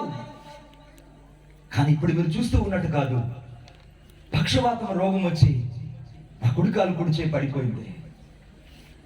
ఇప్పుడు మీరు చూస్తూ ఉన్నట్టు కాదు. పక్షవాతం వచ్చి కుడికాలు కుడిచే పడిపోయి నడి వీధిలో ఇలా అవిటివాడిగా నడవడం ప్రారంభించారు. నడి వీధిలో ఇలా అవిటివాడిగా నడుస్తున్నప్పుడు నాకెవరూ చారతీ లేదు. అప్పుడు దాకా ఏ మునీశ్వరులకైతే నేను పూజా సామగ్రి అందించానో వారు నన్ను తిరస్కరించారు. ఎందుకంటే అంగవైకల్యం కలిగిన వాడు పూజా సామగ్రిని అందించకూడదని చెప్పారు. నోరంతా ఒక పక్కకి వెళ్ళిపోయింది, కుడికాలు కుడిచే చచ్చుపడిపోయింది. నాకున్నంత నత్తి ఈ చుట్టుపక్కల ఎవరికి లేదు. ఆ పక్షవాతం వల్ల నోరంతా చచ్చుపడిపోయింది, మాటలు ఆగిపోయాయి. పూనముని చోట కట్టెలు అమ్ముకోలేక ఇక చచ్చిపోతే బాగుండు అనుకుని నేను చచ్చిపోదానికి ప్రయత్నం చేశాను. నాకు మతి చెల్లించిపోయింది, పిచ్చివాడిని అయిపోయాను. ఎవిటితనం ఎక్కువైపోవడం వల్ల ఇల్లు పట్టడన్నం కోసం తిరగడం ప్రారంభించాను. కనబడిన వాళ్ళందరినీ పట్టడన్నం కోసం ఇల్లు తిరిగినటువంటి ఒక భిక్షగాడిని నేను. కేవలం పట్టడన్నం కోసం, కేవలం పట్టడన్నం కోసం ఎక్కడో ఊరి చివరి అరుగుల మీద కూర్చుని వారు పెట్టినంత అన్నాన్ని తీసుకొచ్చి తిని తిరిగి మరలా ఆ ప్లాస్టిక్ పేపర్లో అన్నాన్ని దాచుకొని మళ్ళా ఆ జోలి తగిలించుకొని వెళ్ళిపోయేవాడిని. ఎంత దూరం వెళ్ళిపోయేవాడిని నాకే తెలియదు. అంత దూరం నడుచుకుంటూ వెళ్ళిపోయేవాడిని. నా జీవితం అంతా చీకటమయంగా మార్చబడింది. ఇక చావే నా జీవితానికి శరణ్యం అనుకున్నాను. నేను చనిపోవడమే శ్రేయస్కరం అనుకున్నాను. నా జీవితంలో కూడా తీర్మానం చేసుకున్నాను, ఈ రాత్రి నేను చనిపోవాలనుకుని సూసైడ్కి ప్రయత్నించాను. నేను చేసుకున్న సూసైడ్ యొక్క ప్రభావం వల్ల నా శరీరం అంతా నిష్క్రియం అని తీసుకెళ్లి ధర్మాస్పత్రిలో పడవేశారు. 2 రోజులు గడిచిపోయాయి. 3వ రోజున డాక్టర్లు అన్నారు, పోస్ట్ మార్టం రూమ్ పక్కనే తీసుకెళ్లి పడేయండి. ఇది అనాథ కనుక పోస్ట్ మార్టం రూమ్ పక్కన పడవేసేయండి, ఎందుకంటే ఇతను పూర్తిగా చలనం లేదు. తన జీవితంలో ఇక ఏమాత్రం కూడా బ్రతకడానికి ఆధారం లేదు. తీసుకెళ్లి పోస్ట్ మార్టం రూమ్ పక్కన పడేయమని చెప్పినప్పుడు నన్ను తీసుకెళ్లి పోస్ట్ మార్టం రూమ్ లో పడవేశారు. 3వ తేదీ 5వ నెల 1997 శనివారం రోజున నాకు ఒకే మంచం ఎదుగు 2 వ్యక్తులు వచ్చారు. నన్ను తట్టి లేపుతున్నారు, బాబు బాబు, యేసుక్రీస్తు ప్రభు నిజమని దేవుడు, ఆయన నమ్ము, ఆయన నీ జీవితాన్ని బాగు చేయగలడు, నీ జీవితాన్ని ఆయన తిరిగి మరలా కట్టగలడు, యేసుకు నీ హృదయాన్ని ఇవ్వని వాళ్ళు నాతో చెప్తుంటే ఆ మాటలు ఎక్కడో నాకు వినపడుతున్నాయి. వాళ్ళు నా చెవి దగ్గర చేరి యేసుక్రీస్తు ప్రభువుని నమ్ముకో, ఆయన నిజమైన దేవుడు, ఆయన కాక వేరొక దేవుడు లేడు అని చెప్తున్నప్పుడు ఆ సువార్త కరపత్రికను నా గుడ్డల మూట కింద, నా పాత గుడ్డల మూట కింద, ఆ ధర్మాస్పత్రుల్లో పడి ఉన్న నా గుడ్డల మూట కింద ఆ సువార్త కరపత్రికను పెట్టి వెళ్ళిపోయారు. మధ్యరాత్రి అయింది. నాకు మెల్లగా మెలకు వచ్చింది. కళ్ళు తెరిచి చూస్తున్నాను. ఆ పోస్ట్ మార్టం రూమ్ పక్కనే 60 క్యాండ్ల బల్బు ఒకటి వెలుగుతుంది. నేను ఒక్కడే ఉన్నాను నా గదిలో. గట్టిగా అరుస్తున్నాను, గట్టిగా కేకలు వేస్తున్నాను. ఆ చుట్టుపక్కల బెడ్లో ఉన్నాను అనుకుంటున్నారు ఈ రాత్రి ఈ కుర్రోడు చచ్చిపోతాడు. వికృతంగా అరుస్తున్నాడు, వికృతంగా అరుస్తున్నాడు కనుక ఖచ్చితంగా ఈ రాత్రి చచ్చిపోతాడు. రేపు ఉదయానికంతా ఇతడు చచ్చిపోతాడని డిసైడ్ అయిపోయారట. నేను అరుస్తూ ఉన్నా. నా అరుపులు ఏంటో తెలుసా? సర్వేశ్వరా, నీవంటూ ఉంటే నన్ను ఒక్కసారి జ్ఞాపకం చేసుకో. నువ్వెవరో నాకు తెలియదు, నువ్వెవరో నాకు తెలియదు. ఇదిగో ఈ పేపర్లో ఉన్న వాళ్ళు ఎవరో కూడా నాకు తెలియదు. దయచేసి నన్ను కాపాడు. నువ్వు నిజంగా దేవుడు అయితే నన్ను దర్శించని నేను ఎలుగెత్తి ఏడవడం ప్రారంభించాను. 3వ తేదీ 5వ నెల 1997 శనివారం రోజున నా కుక్కి మంచం ఎదుట మహా గొప్ప వెలుగు ఒకటి ప్రత్యక్షమైంది. ఆ వెలుగులో నుంచి తెగని కత్తిపీట మీద మాంసాన్ని కోస్తే ఎంత పచ్చిగా రక్తము జల జల జల ప్రవహిస్తుందో అంత పచ్చి గాయమగిన హస్తము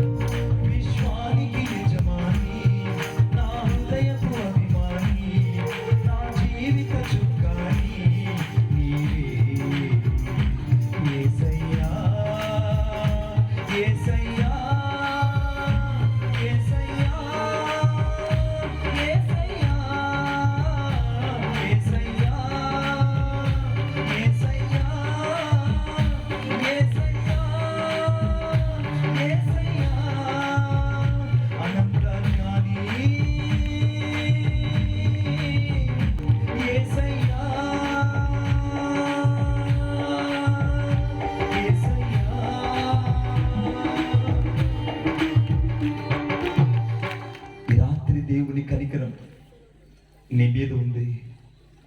నువ్వు తీర్పులకు రాకూడదనే ఆయన ఈరోజు వెతికి రక్షించుకున్నాడు. అందుకే ఎఫెసీయుల పత్రిక 2వ అధ్యాయం 8వ వచనం రాయబడింది, మీరు కృప చేతనే రక్షించబడి ఉన్నారు. ఇది మీ వలన కలిగింది కాదు, ఇది దేవుని వరం. ఈ రాత్రి దేవుని వరప్రసాదము నీవు. దేవుని వరము నీకు అనుగ్రహించబడితే తప్ప నువ్వు యేసుక్రీస్తు ప్రభువుని నమ్మలేదు. అంతిమ తీర్పులకు నువ్వు వెళ్ళకూడదని, ఆ నిత్య నాశనానికి జోగుతున్న ఆ కఠినమైనటువంటి చీకట్లో నువ్వు పడద్రోయబడకూడదండి. ఈ రాత్రి దేవుని ప్రేమ నేను వెతుకుతుంది. నేను ఇప్పుడు 3 తీర్పులు చెప్పాను. 4వ తీర్పు నోట్ చేసుకోండి దయచేసి. ఇది చాలా ప్రాముఖ్యమైనది, చాలా ప్రాముఖ్యమైనది. 4వ తీర్పు ఆదికాండం 6వ అధ్యాయం 2వ వచనం. దేవుని కుమారులు నరుడు కుమార్తెలు చక్కని వారిని చూచి వారందరిలో తమకు మనసు వచ్చిన స్త్రీలను వివాహము చేసుకొనిరి. అప్పుడు యెహోవా నా ఆత్మ నరులతో ఎల్లప్పుడూ వాదించదు. వారు తమ అక్రమ విషయములలో, ఈ మాట నోట్ చేసుకోండి, వారు తమ అక్రమ విషయములలో నరమాత్రులై ఉన్నారు. అక్రమ విషయములో క్రమము లేకుండా ఎవరైతే నడుస్తారో వారు అక్రమములో ఉన్నట్టు. క్రమము లేకుండా నడిచిన వాళ్ళు. ఆ రోజు ఈస్ట్ ఇండియా కంపెనీ వాళ్ళు ఈ బ్యారేజ్ డ్యామ్ కట్టేటప్పుడు ఈ బ్యారేజ్ డ్యామ్ లో ఆ యొక్క ఇసుక తిన్నెల మీద గుడారాలు వేసుకొని నివసించేవాళ్ళు. మీరు హిస్టరీలోకి వెళ్ళి చూడండి. ఈ బ్యారేజ్ కడుతున్నప్పుడు వాళ్ళు సాయంత్రం పూట వారి సమయాన్ని వృధా చేయకూడదని ఈ చుట్టుపక్కల ప్రాంతాలకు వచ్చి యేసుక్రీస్తు ప్రభు గురించి సువార్త చెప్పేవాళ్ళు. ల్యాంగర్ గుడ్డీలు పట్టుకొని వచ్చి ఊరూరికి వెళ్ళి సువార్త చెప్పి ఉదయం పూట వచ్చి ఆ బ్యారేజ్ డ్యామ్ లో పాల్గొనేవాళ్ళు, పని చేసుకునేవాళ్ళు. వాళ్ళు సువార్త అంతా అయిపోయిన తర్వాత ఆ యొక్క చక్కెర బిళ్ళలాగా అందరికి పంచిపెట్టి వెళ్ళేవాళ్ళు. వాటిని ఏమంటారు? తెల్లగా ఉంటాయి, అవి చాలా చల్లగా ఉంటాయి. ఏంటండి? తిమ్మిరి బిళ్ళలు. ఆ తిమ్మిరి బిళ్ళలు అందరికీ చక్కగా పంచి వెళ్ళేవాళ్ళు. ఆ తిమ్మిరి బిళ్ళలు తిన్న తర్వాత వీళ్ళకి ఆ దొరగారు ఇచ్చిన తిమ్మిరి బిళ్ళలు చూడగానే, ఆహా, దొరగారు ఎంత బాగా వాక్యం చెప్పారు, ఎంత బాగా చెప్పారని అందరూ సంతోషించి వారి ఇళ్ళకి వెళ్ళిపోయేవాళ్ళు. వాళ్ళు ఒక యవనస్తుడు అనుకున్నాడు, ఈ రాత్రి దొరగారు వాక్యం చెప్తుంటే సాక్షాత్ యేసుక్రీస్తు ప్రభు చెప్పినట్టే ఉంది, కాబట్టి నేను ఆయన చూడాలి, ఆయన కలుసుకోవాలని ఆ యవనస్తుడు ఆ యొక్క బ్యారేజ్ దగ్గర జరుగుతున్న పనుల్లో ఆ దొరగారుడి గుడారాన్ని వెతుక్కుంటూ వెళ్తున్నాడు. ఆ పక్కన వాళ్ళు చెప్పారంట, ఆ దొరగారుడి గుడారం అదే బాబు, ఆ చివరిలో ఆ వంతెన చివరిని చూసావా, ఆ చివరి ఇసుక తిన్నెల దగ్గరే ఆయన గుడారం ఉంది, ఆ గుడారంలో ఉంటారు, వీళ్ళు కలుసుకొని చెప్పారు. ఈ యవనస్తుడు ఎంతో ఆనందంతో గంతులు వేసుకుంటూ ఆ గుడారం దగ్గరికి వచ్చి ఆ గుడారపు తెరలా తీసి చూశాడు. అమ్మా ఆడ వెనక్కి పరిగెత్తాడు. ఏమిటనంటే ఆ దొరగారు ముందు ఒక బాటిల్ ఉంటుంది, చేతిలో ఒక సిగరెట్ ఉంది. ఈ పిల్లవాడు గుండె పగిలిపోయింది, ఏడుస్తున్నాడు, పరిగెడుతున్నాడు. వెంటనే దొరగారు ఆ పిల్లవాడిని చూసి, బాబు ఆగు ఆగు, ఏంటి పరిగెడుతున్నామంటే, ఛీ నాకు నీ జీవితం నచ్చలేదు. గడిచిన రాత్రి నువ్వు మా ఊరు వచ్చి తిమ్మిరి బిళ్ళలు పంచకుండా యేసు ప్రభు గురించి చెప్పుంటే నేను నిన్ను చూసి సాక్షాత్తు ఇలా ఉంటారేమో దేవుని బిడ్డలు అనుకున్నాను. కానీ నీ యొక్క బాహ్య జీవితం కంటే నీ అంతర్ జీవితాన్ని చూసినప్పుడు నాకు సిగ్గు వేస్తుంది. లేదు బాబు, అప్పుడప్పుడు నాకు అలవాటు ఉంది, ఏదో ఈ రోజు నేను అలా చేశానంటే నో, ఐ కాంట్ యాక్సెప్ట్, నేను అంగీకరించను. దొర నువ్వైనా మారు, లేదా నీ పేరైనా మార్చుకో. నువ్వైనా మారు, నీ పేరైనా మార్చుకో, లేదా నీ జీవితమైనా మార్చుకో. నీ పేరు తగిన జీవితం నీలో లేనప్పుడు నువ్వు దేవుని కోసం బతుకుతున్నానని చెప్పడం కూడా అబద్ధమే అవుతుంది. ఈ రాత్రి పరిశుద్ధాత్ముడు నిన్ను నన్ను హెచ్చరిస్తున్నాడు. బలమైన గాయం చేయాలి కదా దేవుని ఉద్దేశం. ఈ రాత్రి గాయం చేసిన ఆయన హస్తాలే ఈ రాత్రి నీ గాయాలను కట్టి నేను బాగు చేస్తాను, ఎదురు నిలబెట్టుకోవాలని కొట్టడు చెప్పండి గట్టిగా, ఇంకా గట్టిగా. ఈ రాత్రి దేవుని ప్రణాళికలో నీవు ఉన్నావు కనుకనే, దేవుని యొక్క ప్రణాళికలు దాచబడ్డావు కనుకనే ఆయన ప్రేమ నిన్ను వెతుకుతుంది. ఆ దొరగారు చేతిలో సిగరెట్ పాడి వేశాడు, బాటిల్ పాడి వేశాడు. ఇలా డేరాలో కూర్చొని ఆలోచిస్తున్నాడు, ఏమన్నా తెలుసా?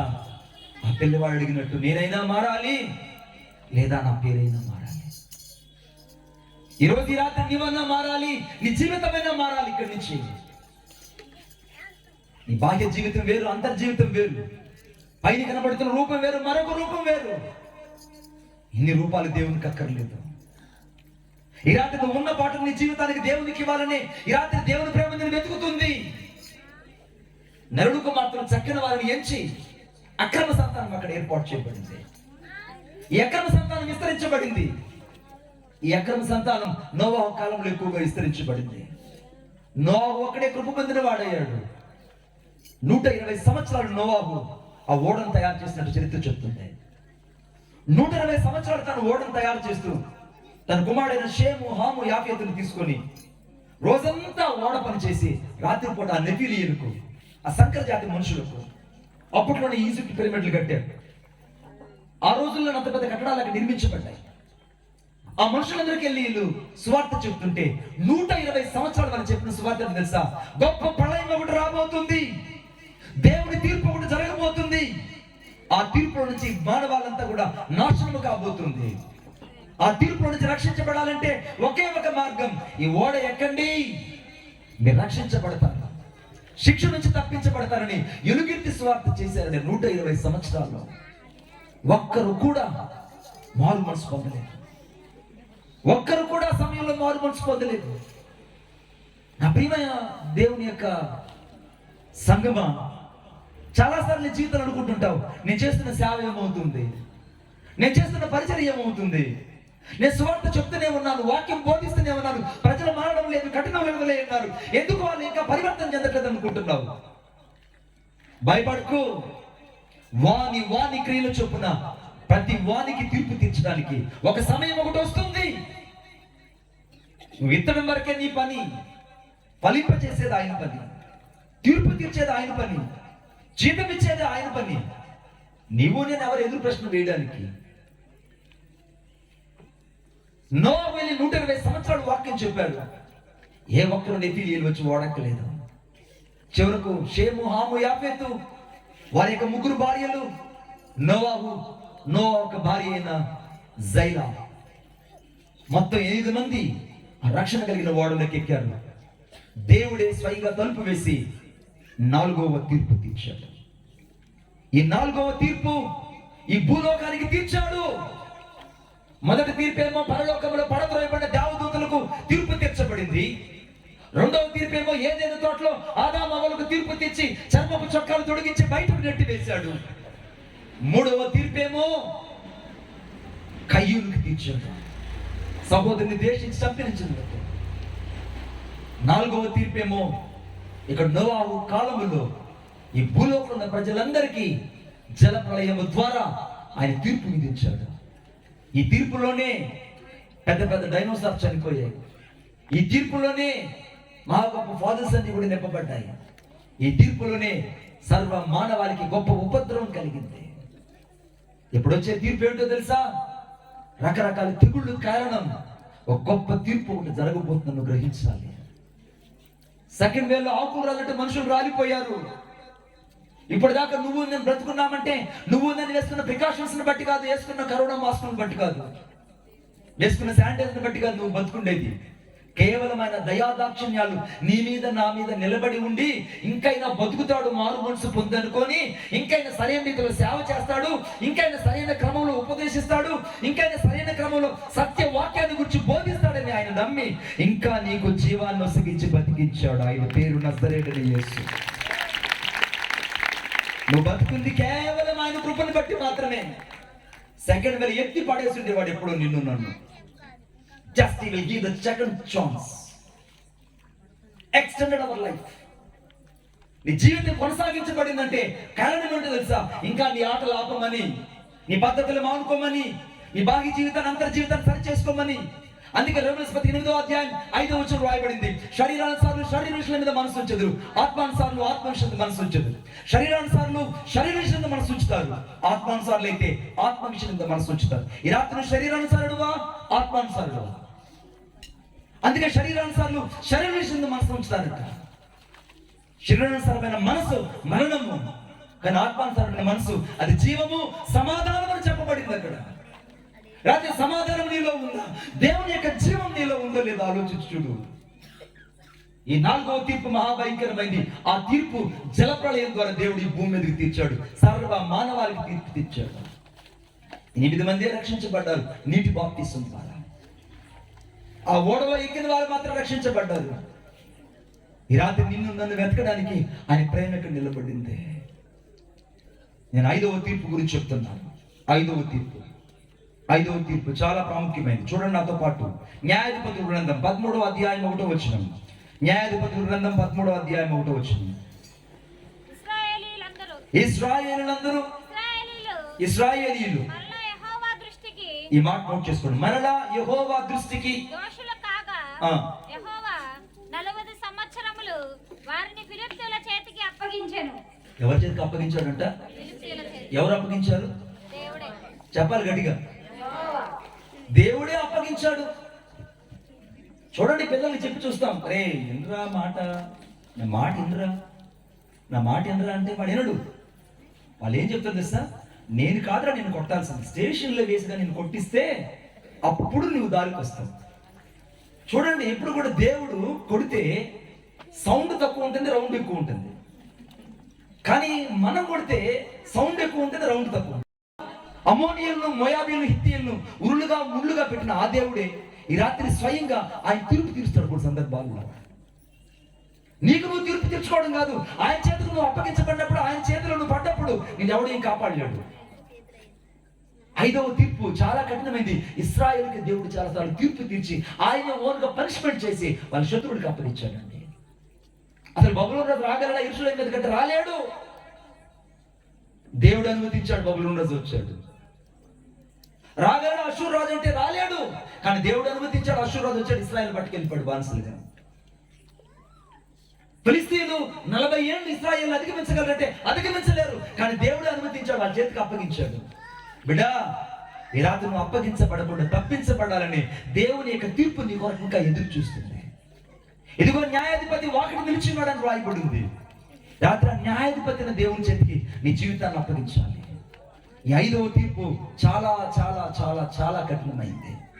దేవుడే అప్పగిస్తే ఇక జీవితం మారదు. దేవుడే అప్పగిస్తే. 6వ తీర్పు చూడండి ఒకసారి. 6వ తీర్పు కొలస్సీయులకు రాసిన పత్రిక 1వ అధ్యాయం 19వ వచనం. కొలస్సీయులకు రాసిన పత్రిక 1వ అధ్యాయం 19వ వచనం. ఆయన యందు సర్వ సంపూర్ణత నివసింపవలెనని. ఆయన యందు అనే దగ్గర యేసుక్రీస్తునందు సర్వ సంపూర్ణత నివసింపవలెనని ఆయన శిలువ రక్తము చేత సంధి చేసి యేసుక్రీస్తు ద్వారా సమస్తమును అవి భూలోకమందైనను పరలోకమందున్నవెను వాటన్నిటిని యేసుక్రీస్తు ద్వారా తనతో సమాధాన పరుచుకున్న వలనని తండ్రి అభిష్టమాయను అని రాయబడింది. తనతో సమాధాన పరచాలని తండ్రికి ఒక కోరుకుంది. ఏదైనా తోటలో కోల్పోయిన మొదటి ఆదాము ద్వారా జరిగిన శాపమంతా కొట్టివేయాలని దేవుడు కడపటి ఆదామైన యేసుక్రీస్తు ప్రభు మీద ఒక తీర్పు తీర్చాడండి. ఆ తీర్పు ఎక్కడ జరిగిందంటే సాక్షాత్తు కల్వరి కొండ మీద జరిగింది. సాక్షాత్తు ఆ తీర్పు ఎక్కడ జరిగిందంటే కల్వరి కొండ మీద జరిగింది. ఆ తీర్పు విధించింది కుమారునికి, యేసుక్రీస్తు ప్రభువుకి తీర్పు విధించింది తండ్రి అయిన దేవుడే. అందుకే పాపం ఎరిగిన యేసు పాపంగా మార్చబడ్డాడు. శాపం లేని యేసు అక్కడ శాపగ్రాహిగా మార్చబడ్డాడు. నేరం చేయని యేసుక్రీస్తు ప్రభు నేరస్తునిగా ఒకరిగా ఎంచబడ్డాడు. కారణం నిన్ను బట్టి, నన్ను బట్టి, నీవు చేసిన పాపమును బట్టి, నేను చేసిన పాపాన్ని బట్టి, మన పాపములన్నిటికీ ఆయన వ్యసనాక్రాంతులుగా, వ్యాధిగ్రస్తులుగా శిక్ష అనుభవించడానికి తండ్రి 6వ తీర్పు కల్వరి కొండ మీద యేసుక్రీస్తు ప్రభు మీద తీర్చాడు.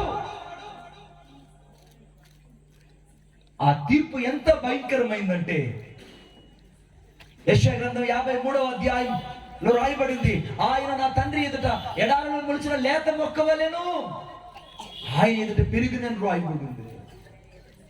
ఎడారిలో మొలిచిన లేత మొక్క వలె యేసుక్రీస్తు ప్రభు ఉన్నాడు. తండ్రి ఎదుట ఆయన పెరిగాడు. సామెతల 8వ అధ్యాయంలో జగత్తుకు పునాది వేయబడుతున్నపై శిల్పకారుడై తండ్రి ఎదుట ఉన్నట్లుగా అక్కడ రాయబడి ఉంది. దావీదు కీర్తన 91-2 వచనంలో పర్వతాలు పుట్టక మునిపే, భూమిలో ఉన్న మంటిని రవంతలను కలుగు చేయక మునిపే ఆయన అక్కడ ఉన్నట్టు రాయబడి ఉంది. ఏదేలో సృష్టి యావత్తు కలుగుకు మునిపే ఆయన అక్కడ ఉన్నట్టు రాయబడి ఉంది. యోహాను సువార్తలో ఇంకా నీకు 50 సంవత్సరాలు కూడా లేవంటే, అబ్రహాము పుట్టక మునిపే నేను ఉన్నాను, అంతటి ఉన్నాను అని చెప్పిన దేవునికి తండ్రి విధించిన తీర్పు ఏంటో తెలుసా? నీ పాపాన్ని నా పాపాన్ని ఆయన మీద మోపి తీర్పు తీర్చాడు. నీకు తెలుసా, ఈ 6వ తీర్పును సృష్టి చూడలేకపోయింది. సూర్యుడు నలుపు అయిపోయాడట, ఆ ప్రాంతం అంతా మహాభూకంపము కలిగింది, పర్వతాలు బద్దలైపోయాయి. ఆయన సిలువ దృశ్యాన్ని చూడలేక ప్రకృతి గజ ఉరికిపోయింది. కారణం నిన్ను బట్టి నన్ను బట్టి నా దేవుని యొక్క ప్రేమ కఠినంగా యేసుక్రీస్తు ప్రభు మీద కనపడింది. మొదటి ఆదాము ద్వారా భూమి మీదకి శాపం వస్తే, కడపటి ఆదామైన యేసుక్రీస్తు ప్రభు ద్వారా సకల మానవాళికి రక్షణ ఇవ్వాలని తండ్రి విధించిన తీర్పు 6వ తీర్పు. ఆ యేసయ్య ఎంత ప్రేమ నీ కోసం చూపించాడో తెలుసా? ఆయన చూపించిన ప్రేమను నువ్వు అర్థం చేసుకోగలిగితే ఈ రాత్రికి నువ్వు పాపం చేయవు. ఈ రాత్రి నీ బలహీనతల్లో ఇక నువ్వు చావు. కుక్క తన వాంతికి తిరిగినట్టు ముమ్మార్లు కక్కిందాన్ని మరలా తినవు. 31 తేదీ రాగానే వచ్చేస్తుంది మారు మనసు కొంతమందికి. మళ్ళీ 1, 2, 3, 4, 5, 6 మళ్ళీ 7 తేదీకి మళ్ళీ చచ్చిపోతుంది. మారు మనసు అంటే మాటికి రాదండి. మారు మనసు అంటే అది ఒక్కసారి వస్తుంది. అది నజరేయుడైన యేసుక్రీస్తు ప్రభు యొక్క రక్తము వల్లనే కలుగుతుంది. ఒకటి చెప్పండి గట్టిగా, నజరేయుడైన యేసుక్రీస్తు ప్రభు యొక్క రక్తం వల్లే కలుగుతుంది. నా గుండెల్లో నీవే, నా గుండె గుడిలో నీవే, నా తోడు నీవే, నా నీడవు నీవే. నా గుండెల్లో నీవే, నా గుండె గుడిలో నీవే, నా తోడు నీవే, నా నీడవు నీవే. నా గుండెల్లో నీవే, నా గుండె చప్పుడు నీవే, నా ప్రాణము నీవే, నా జీవము నీవే.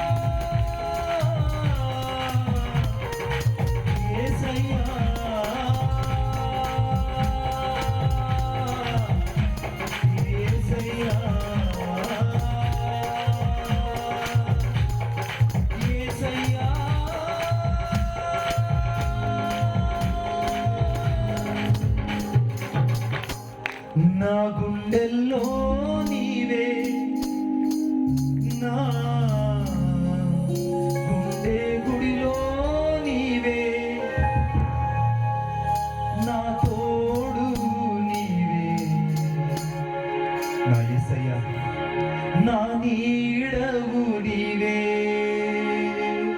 చప్పుడు గుర్తేసారి మైపడతాం. Thank you lord. ఈ రాత్రి దేవుని రక్షణ వెతుక్కుంటూ వచ్చింది. ఆ రక్షణ నీకు ఉచితంగా అనుగ్రహించబడింది. ఈ రాత్రి ఆ రక్షణను నిర్లక్ష్యం చేసుకుంటే ఆ తీర్పు నుండి తప్పించబడలేవు. ఈ 6వ తీర్పు కుమారుడైన యేసుక్రీస్తు ప్రభువు మీద మోపబడింది. ఈ 6 తీర్పులు జరిగిన తరువాతనే అంతిమ తీర్పు 7వ తీర్పు జరగబోతుంది. ఈ 7వ తీర్పులను నిలబడకూడదని దేవుని ప్రేమ నేను బ్రతిమలాడుతుంది. ఒకవేళ నాకు సమయమే ఉంటే మీ అందరి దగ్గరకు వచ్చి బ్రతిమలాడి బ్రతిమలాడి బ్రతిమలాడి నేను ప్రభు ఎందుకు చేర్చాలన్నంత ఆరాటం లోపల ఉంది. ఎందుకో తెలుసా, నేను గడిచిన 2 రోజులుగా నేను మీటింగ్లో ఉన్నాను. మా యొక్క సొంత సహోదరుడికి అపోలో హాస్పిటల్లో ఉన్నాడు. నేను తెనాలి వరకు వచ్చాను. తెనాలికి రాగానే నాకు ఫోన్ కాల్ వచ్చింది, మీ యొక్క బ్రదర్ చనిపోయారని. ఈ బ్రదర్ చనిపోయారని. ఆ బ్రదరు 1 గంటకు చనిపోయారు. నేను తెనాలిలో ఉన్నాను. ఒక్క మాట చెప్పగలను నేను, బాబాయ్ గారు ఫోన్ చేసి సాధారణంగా చెప్పగలను, అన్నా just give the permission, I go back to my home. కానీ చెప్పలేదు. ఎందుకో తెలుసా, ఈ రాత్రి నశించిపోతున్న ఆత్మను ఏ రీతికైనా నా ప్రభు అయిన యేసయ్య ఎదుగు చేర్చాలని. గుండెల్లో గంపడంత దుఃఖాన్ని పెట్టుకోండి. దేవుని యొక్క నీతి భూమి మీద నెరవేర్చబడాలి అంటే నీవు నేను దేవునికి ఒక సాధనము. నువ్వు చస్తూ బ్రతకడం కాదు, చచ్చిన వారిని ఇంకా బతికించడానికి జీవము కలిగిన దేవుని సేవకుడుగా సేవకురాలుగా ఈ భూమి మీద నువ్వు ఉన్నావు. నేనేం చెప్పాలి ఇంట్లో వాళ్ళకి? ఇప్పుడు అందరూ ఏడుస్తున్నారు. బాడీ డీకంపోజ్ అయింది. రేపు ఉదయం 10 గంటలకు భూస్థాపన అని చెప్పారు. ఎలాగోలాగా చూద్దాం అనుకున్నాను. కానీ మరలా నాకు 3 గంటలకు ఫోన్ చేసి లాభం లేదు, 5 గంటలకు భూస్థాపన అని చెప్పారు. 5 గంటల 30 నిమిషాలకు సాయంత్రం భూస్థాపన అయింది. కనీసం వీడియో కాల్లో కూడా చూడలేకపోయాను. He is my own brother. ఈ రాత్రి దేవునికి నువ్వు కావాలి. ఈ రాత్రి నువ్వు ఎన్ని గాయాలతో ఉన్నావో దేవునికి అవసరం లేదు. ఆయన గాయాలను స్వస్థత ప్రజల చేత కట్టబడుతుందో లేదనేది దేవునికి అవసరం నీ ద్వారా.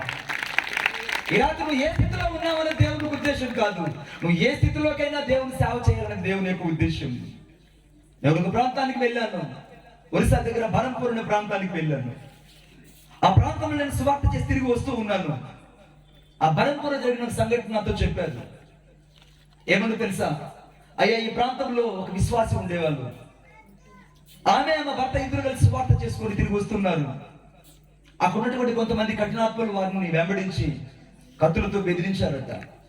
ఏమనంటే, యేసుక్రీస్తు ప్రభువును విడిచిపెట్టండి, ఆయన దేవుడు కాదని చెప్పండి. మీ చేతిలో ఉన్న పరిశుద్ధ గ్రంథాన్ని పడవేసి ఉమ్మివేసి చెప్పండి దేవుడు కాదని చెప్పినప్పుడు వాళ్ళ భర్త అన్నాడట, అమ్మాయి నిండు గర్భవతివి, నువ్వు నిండు గర్భవతివి, దయచేసి బైబిల్ ఇక్కడ పడవేసి ఉమ్మివేసి వెళ్ళిపోదాం, ఇంకొక బైబిల్ కొనుక్కుందాం ఇంటికి వెళ్ళి. దయచేసి వీళ్ళ చేతిలో కత్తులు గుదియలు ఉన్నాయి, వీళ్ళు చంపడానికి కూడా వెనకాడరు, దయచేసి వదిలిపెట్టే అమ్మాయి అంటే, అమ్మాయి అన్నది, నేను కాదయ్యా దేవునికి సాక్షి, నా కడుపులో ఉన్న నా బిడ్డ కూడా నా దేవుని కోసం సాక్షి. నేను కాదు సాక్షి, నా కడుపులో ఉన్న బిడ్డ కూడా దేవుని కోసం సాక్షి.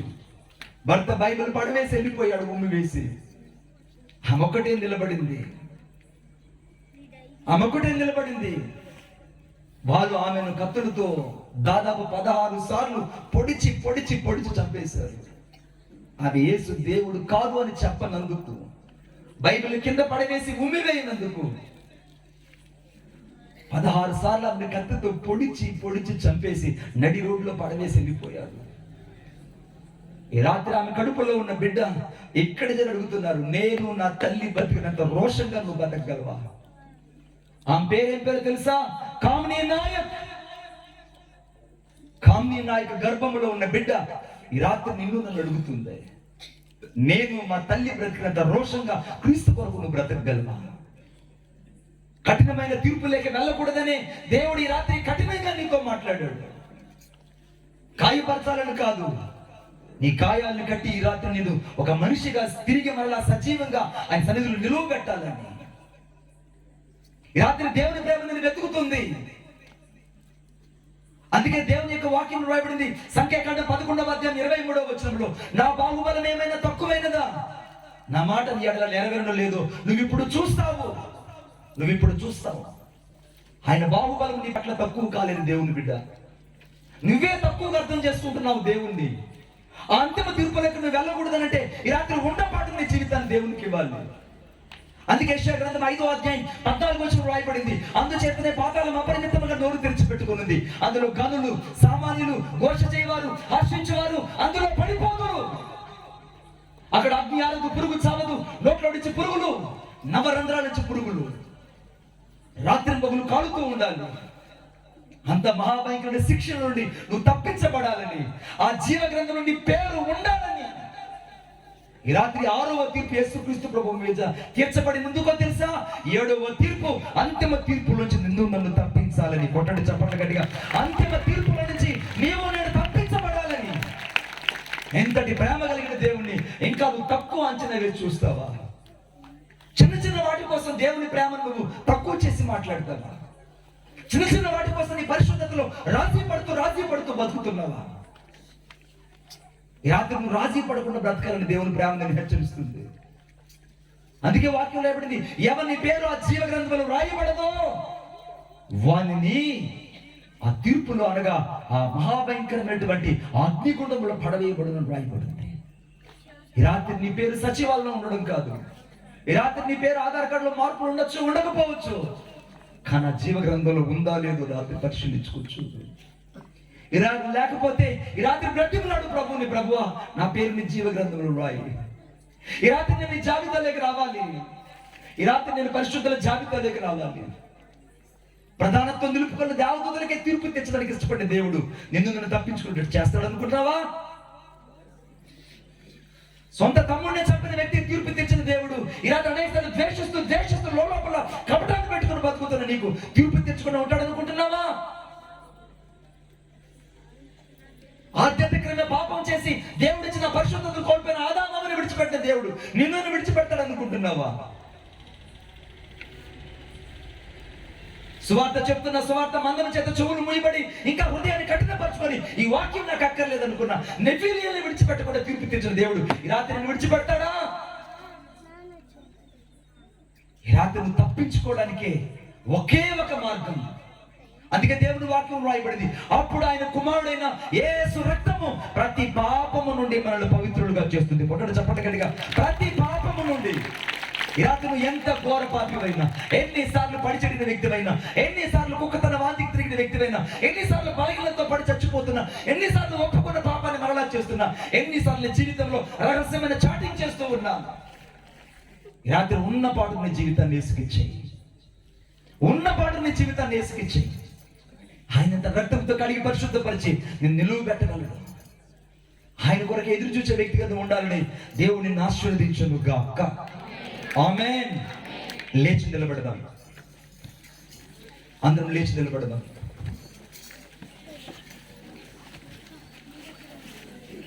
ఒక్కసారి ఆకాశం అందరూ చేతులు పైకెద్దాం. ప్రభు ఈ రాత్రి నువ్వు నాకు కావాలి. Please remove your chappals and far away. మీ చెప్పులు వదిలి చైర్స్ మీద కూర్చున్న వాళ్ళు కొంచెం పక్కకు జరపండి. నువ్వు నిలిచిన స్థలం పరిశుద్ధమైంది.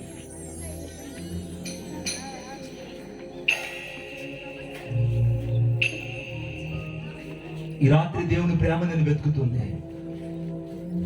ఒకసారి నోరు తెరిచి ప్రభుతో మాట్లాడండి. ప్రభువా, నేను అంతిమ తీర్పులోకి రాకూడదని ఈ రాత్రి నన్ను హెచ్చరించావు. దేవదూతల్ని వదిలిపెట్టను నీవు. ఈ రాత్రి నేనెంతయ్యా? ఏదేలో ఉన్నటువంటి ప్రథమమైన వాటిని విడిచిపెట్టను నీవు. ఈ రాత్రి నేను ఎంతయ్యా? నీ తీర్పులోకి నేను రాకూడదని నీ ప్రేమ కలిగిన హస్తం ఇంకా నన్ను దర్శిస్తూనే ఉన్నది. నీ దయ కలిగిన ప్రేమ ఇంకా నన్ను దర్శిస్తూనే ఉన్నది. ఇంకా నీ కనికరమైన హస్తం నన్ను దర్శిస్తూనే ఉన్నది. ఈ రాత్రి దేవుని కనికరమైన హస్తం ఈ రాత్రి నుండి వెతుకుతూ ఉంది. నీ హృదయాన్ని దేవునికి ఇవ్వు. ప్రతి ఒక్కరు నోరు తెరిచి ప్రార్థించాలి. ఇంకా గట్టిగా నోరు తెరిచి ప్రార్థించాలి. ఈ రాత్రి అనేకుల హృదయాలు దేవుడు తెరిచి ఉన్నాడు. నశించిన దాన్ని వెతికి రక్షించడానికే ఆయన ఈ భూలోకానికి వచ్చాడు. నువ్వు ఇంకా పాపంలో జీవించడం దేవుడి చిత్తం కాదు. ఇంకా నువ్వు బలహీనతలో బతకడం దేవుడి చిత్తం కాదు. ఇంకా నువ్వు చీకటి వ్యసనాల్లో బతకడం దేవుడి చిత్తం కాదు. రాత్రి కాడు మొక్కలు విరగొట్టడానికి, సంకటంతో కట్టబడిన మనుషులు విడిపించడానికి, ఇంకా పాపం చెరలో ఉన్న మనుషులు బయటకు తీసుకురావడానికి దేవుని ప్రేమ ఇక్కడ నిలిచి ఉన్నది. ఆ ప్రేమ నువ్వు తిరస్కరించి వెళ్ళిపోకూడదని, అనాది తన సంకల్పంలో జగత్తు పునాది వేయబడకపోతే ఆయనను ఏర్పరచబడే వ్యక్తిగా ఈ రాత్రి బతకాలని ఆ ప్రేమ ఇంకా నీ ముందు నిలబడి బ్రతిమలాడుతుంది. ప్రభువా, ఈ రాత్రి నా హృదయాన్ని ఎక్కిస్తున్నాను. గట్టిగా ప్రార్థించాలి. ఈ రాత్రి నా హృదయాన్ని ఎక్కిస్తున్నాను ప్రభువా. ఈ రాత్రి నా హృదయాన్ని ఎక్కిస్తున్నాను. నేను కాదు ప్రభువా ఇది జీవించేది, నీవే నాలో జీవించాలి. ఆకాశంలో అందరూ చేతులపైకి ప్రార్థన చేద్దాం. ప్రభువా, నేను కాదు. నా బాహ్య జీవితం నీకు తెలుసు, నా అంతర్ జీవితం నీకు తెలుసు, నా చీకటి బ్రతుకంతయు నీకు తెలుసు ప్రభువా. నాకొద్దయ్యా ఈ జీవితం, నీ ఉన్న జీవితమే నాకు కావాలి. నా ప్రతి పాపాన్ని రాత్రి నీ ఎదుట ఒప్పుకొనుచున్నాను. నీ రక్తముతో నన్ను కడిగేసయ్యా, నీ రక్తముతో నన్ను కడిగి పరిశుద్ధపరచు. అనాది తన సంకల్పంలో జగత్తుకు పునాది వేయబడక మునిపే నువ్వు క్రీస్తులో ఏర్పాటు చేయబడిన వ్యక్తివి. నువ్వు అంతిమ తీర్పుకు వెళ్ళకూడదని దేవుడి ప్రేమ ఈ రాత్రిని బ్రతిమలాడుతుంది. నాతో పాటు ప్రార్థన చెప్పండి. యేసయ్యా, నో ఇంకా గట్టిగా, యేసయ్యా, ఈ రాత్రి నా హృదయంలోనికి మిమ్మలను రక్షకుడుగా నేను అంగీకరిస్తున్నాను. నా హృదయాన్ని నీకు అప్పగిస్తున్నాను. నా హృదయంలోనికి నీవు ప్రవేశించినందులకై నీకు వందనాలు చెల్లిస్తున్నాను. నీవే నా దేవుడని, నీవే నా రక్షకుడని నేను ఒప్పుకొనుచున్నాను. యేసుక్రీస్తు నామములో నా పేరును జీవ గ్రంథములో రాసినందులకై వందనాలు చెల్లిస్తూ యేసుక్రీస్తు నామములో ప్రార్థించుచున్నాను తండ్రి, ఆమేన్. అలాగే మీ కుడి హస్తాన్ని మీ తల మీద ఉంచుకోండి. Let's go to the deliverance prayer. ఈ డెలివరెన్స్ ప్రేయర్ ద్వారా కొన్ని వేల మంది ఆశీర్వదించబడ్డారు. ఈ రాత్రి నీ జీవితంలో గొప్ప ఆశీర్వాదాలు చూడబోతున్నాం. నాతో పాటు ఈ ప్రార్థన చెప్పండి. యేసయ్యా, ఈ రాత్రి నా జీవితంలో ఉన్న ప్రతి శాపాన్ని యేసుక్రీస్తు నామములో నేను నిర్వీర్యం చేస్తున్నాను. యేసుక్రీస్తు నామములో నేను ఆశీర్వదించబడిన వ్యక్తిని. యేసుక్రీస్తు నామములో నేను అభిషేకించబడిన వ్యక్తిని. యేసుక్రీస్తు నామములో నేను దీవించబడిన వ్యక్తిని. యేసుక్రీస్తు నామములో నేను ప్రత్యేకించబడిన వ్యక్తిని. యేసుక్రీస్తు నామములో నేను నీ సొత్తై ఉన్నాను. యేసయ్య నామములో ప్రార్థించుచున్నాను తండ్రి. అలాగనే మీ కుడి హస్తాన్ని మీ హృదయం మీద ఉంచుకోండి. నిశ్చయతలో కలిగిన ప్రార్థన చేద్దాం. నాతో పాటు ప్రార్థన చెప్పండి. యేసయ్యా, నా హృదయ సింహాసనం మీద మీరు ఆశీర్వదించినందులకై మీకు వందనాలు చెల్లిస్తున్నాను. ఈ రాత్రి నుండి నేను నీ కుమారుడును, నేను నీ కుమార్తెను. యేసుక్రీస్తు నామములో ఈ సహవాసాన్ని నీ రక్తము చేత భద్రపరిచినందులకై వందనాలు చెల్లిస్తూ, జై జీవితాన్ని నాకు అనుగ్రహించినందులకై వందనాలు చెల్లిస్తూ యేసుక్రీస్తు నామములో ప్రార్థించుచున్నాను తండ్రి, ఆమేన్. ఇప్పుడు ఎక్కడ నీకు అనారోగ్యం మీద అక్కడ మీ కుడి హస్తాన్ని ఉంచండి. ఎక్కడ మీకు అనారోగ్యం మీద అక్కడ మీ కుడి హస్తాన్ని ఉంచండి. ఎక్కడ మీకు అనారోగ్యం మీద అక్కడ మీ కుడి హస్తాన్ని ఉంచండి. Thank you lord. ఈ రాత్రి గర్భఫలం లేని బిడ్డలకు దేవుడు గర్భఫలాన్ని ఇవ్వబోతున్నాడు. ఈ రాత్రి ఉద్యోగం లేని బిడ్డలకు దేవుడు ఉద్యోగాన్ని ఇవ్వబోతున్నాడు. అప్పులు ఊబిలో కూరుకుపోయిన వారి రాత్రి దేవుడు తన మహిమ కలిగిన హస్తమ చేత పైకి లేవనెత్తబోతున్నాడు. ఎక్కడ నీకు అనారోగ్యం మీద మీ కుడి హస్తాన్ని ఉంచండి. నేను మీకోసం ప్రార్థన చేయబోతున్నాను. ప్రేమగల మా తండ్రి, నీకు వందనాలు. ఈ రాత్రి మీ కుడి హస్తాన్ని ఎక్కడైతే నీ పిల్లల నుంచి ఉన్నారో, ఇప్పుడు మీకు చాచబడిన మీ హస్తము, స్వస్థపరచిన మీ హస్తము ఇప్పుడు నీ ప్రజలు తాకును గాకని ప్రార్థన చేస్తున్నాను. యేసుక్రీస్తు నామములో నిర్గమకాండం 15:26 మీరు పొందిన గాయాలను స్వస్థత ఎప్పుడే నీ పిల్లల తాకును గాకని ప్రార్థన చేస్తున్నాను. యేసుక్రీస్తు నామములో ఎప్పుడే పరిపూర్ణమైన స్వస్థత నీ బిడ్డల కలుగును గాకని ప్రార్థన చేస్తున్నాను. గర్భఫలం లేని బిడ్డలకు యేసుక్రీస్తు నామములో గర్భఫలం అనుగ్రహించబడును గాక. సంతతి కలిగిన ఇల్లాలుగా మార్చబడును గాక. యేసుక్రీస్తు నామములో ప్రభువా మీ అద్భుత కార్యము ఎప్పుడైనా నీ బిడ్డల జీవితంలో జరుగును గాక. ఈ రాత్రి ప్రభువా ప్రతి విధమైన శాపాన్ని, ప్రతి విధమైన శాపగ్రాహి అనే జీవితాన్ని యేసుక్రీస్తును రద్దుపరుస్తున్నాం. ఈ రాత్రి ప్రభువా మీరు స్వస్థతను, అభిషేకాన్ని అనుగ్రహించడానికి వందనాలు చెల్లిస్తున్నాం. థైరాయిడ్ వ్యాధి చేత బాధపడుతున్న వారికి ఎప్పుడే విడుదల దయచేయమని కోరుకుంటున్నాం. ఇంకా ప్రభా ఆర్థరైటిస్ వ్యాధితో బాధపడుతున్న వారు ఎప్పుడే స్వస్థత పొందును గాకని ప్రార్థన చేస్తున్నాం. ప్రతి విధమైన షుగరు, మానసిక వ్యాధులతో బాధపడుతున్న వారు ఈ రాత్రి విడుదల కలుగును గాకని ప్రార్థన చేస్తున్నాం. ఎందుకంటే మత్తయి 8:17 రాయబడినట్టు అయ్యా నీవు పొందిన గాయాలను స్వస్థత ఎప్పుడు మీ ప్రజలు తాకును గాకని ప్రార్థన చేస్తున్నాం. యెషయా గ్రంథం 53:5 చెప్పబడినట్టు నీవు పొందిన దెబ్బల చేత మాకు స్వస్థత కలిగి ఉన్నదని చెప్పబడినట్టు ఇప్పుడే స్వస్థత కలుగును గాకని ప్రార్థన చేస్తున్నాం. మొదటి పేతురు రాసిన పత్రిక 2:23 ప్రకారముగా నీవు పొందిన దెబ్బల్లో ఉన్న స్వస్థత ఇప్పుడే నీ ప్రజలు తాకును గాక. శిరస్సు నుంచి అరికాలు వరకు ప్రతి విధమైన వ్యాధిని యేసుక్రీస్తు నామములో వెడలి పొమ్మని ఆజ్ఞాపిస్తున్నాం. ప్రతి విధమైన చాటబడి చెల్లెలు శక్తులు, ప్రతి విధమైన మాంత్రిక శక్తులు, ప్రతి విధమైన చీకటి సంబంధమైన శక్తులు ఎప్పుడే నీ ప్రజలు విడిచిపెట్టి పో. ఈ రాత్రి ప్రతి ఒక్కరికి విడుదల కలుగును గాక. ప్రతి ఒక్కరికి విడుదల కలుగును గాక. ప్రతి ఒక్కరి జీవితాల ఆశీర్వాదం కలుగును గాక. ప్రతి ఒక్కరి మీదకి సమృద్ధి అయిన ఆశీర్వాదం ఇప్పుడే కలుగును గాక. భూ సంబంధమైన ఆశీర్వాదం, పర సంబంధమైన ఆశీర్వాదం, ఆత్మ సంబంధమైన ఆశీర్వాదం ప్రతి ఒక్కరిని తాకును గాక. ఈ రాత్రి నీ ప్రజలను ఆశీర్వదించడానికి వందనాలు చెల్లిస్తూ, దీవించినందులకే స్తోత్రాలు చెల్లిస్తున్నాను. యవనస్తుల కొరకే ప్రత్యేకంగా ప్రార్థన చేస్తున్నాను. వివాహం కాని బిడ్డల కొరకే ప్రార్థన చేస్తున్నాను. ఎప్పుడైనా నీ బిడ్డల జీవితంలో అద్భుతాలు జరుగును గాక. వారు కోరుకున్నటువంటి ప్రభువా వారి యొక్క జీవితంలో కృతనిశ్చత కలిగిన వ్యక్తులను వారి జీవితం నడిపించబడును గాకని ప్రార్థన చేస్తున్నాను. ఆశీర్వాదం అనుగ్రహించండి, ఆశీర్వాదం అనుగ్రహించమని కోరుకుంటాను. ఎవరి బిడ్డలు ఉద్యోగం లేక ఎంతో బాధపడుతున్నారు యేసయ్య, ఉద్యోగం లేని బిడ్డల కొరకే ప్రార్థన చేస్తున్నాను. యేసుక్రీస్తు నామములో వారి చదువు తగిన ఉద్యోగము ఇప్పుడే వారికి అనుగ్రహించబడును గాక. ఈ రాత్రి ప్రతి ఒక్కరిని మీరు ఆశీర్వదించడానికి వందనాలు చెల్లిస్తున్నాం. దైవ సేవకులు మీరు ఆశీర్వదించడానికి వందనాలు చెల్లిస్తున్నాం. ఈ రాత్రి ప్రభువా నీ దాసుడు చేస్తున్న పరిచర్య యేసుక్రీస్తు నామములో ఆశీర్వదించబడును గాక. ఈ పరిచర్య తండ్రి ప్రభువా నలుదిక్కుల విశాలపరచబడును గాక.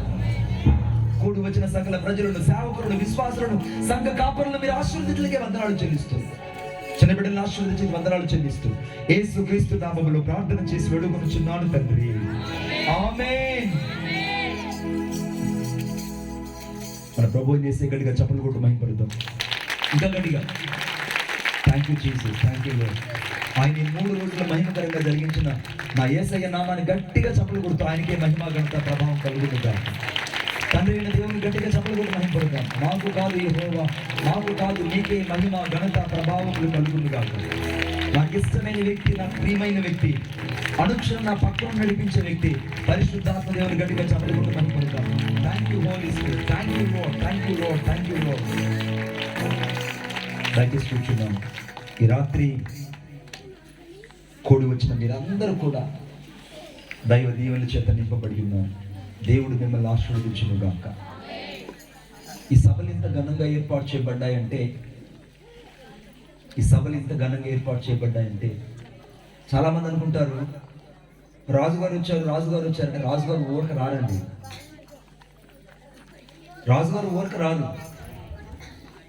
ఆ రాజుగారు ఆ ఊరికి రావాలి, ఆ పల్లెటూరికి రావాలి, ఆ ప్రాంతానికి రావాలంటే ఆ రాజుగారి యొక్క పల్లకి మోసిన బోయవాళ్ళ యొక్క గొప్పతనాన్ని బట్టి రాజుగారు వచ్చారు. కొట్టండి చెప్పండి. ఆ పల్లకి మోసిన బోయవాళ్ళ గొప్పతనం అండి. రాజుగారు అక్కడికి వచ్చారంటే, ఎంతమంది ఇక్కడికి వచ్చారంటే ఇక్కడ ఉండి రాత్రి మొగులు పరిచయం చేసి, పాంప్లెట్స్ అందించి, వంట చేసి, పట్టలేసి, ప్రార్థన చేసి, సంఘంలో కానుకిచ్చి సహకరించి చేశారే, వారి పల్లకి మోసిన బోయవాళ్ళు వాళ్ళు గట్టిగా చెప్పడం. Thank you. నేను ఇక్కడ మీటింగ్ రాగానే ఒక వ్యక్తి నా దగ్గరకు వచ్చి అన్న మీ ఇంటి పేరటోళ్ళు, మీ బంధువులు ఇక్కడ ఉన్నారని చెప్పారు. అరే మా బంధువులు ఎక్కడున్నారంటే వాళ్ళు తీసుకొచ్చి నాకు పరిచయం చేస్తారు. ఇదిగో మీ వాళ్ళే, మీ ఇంటి పేరటోళ్ళు.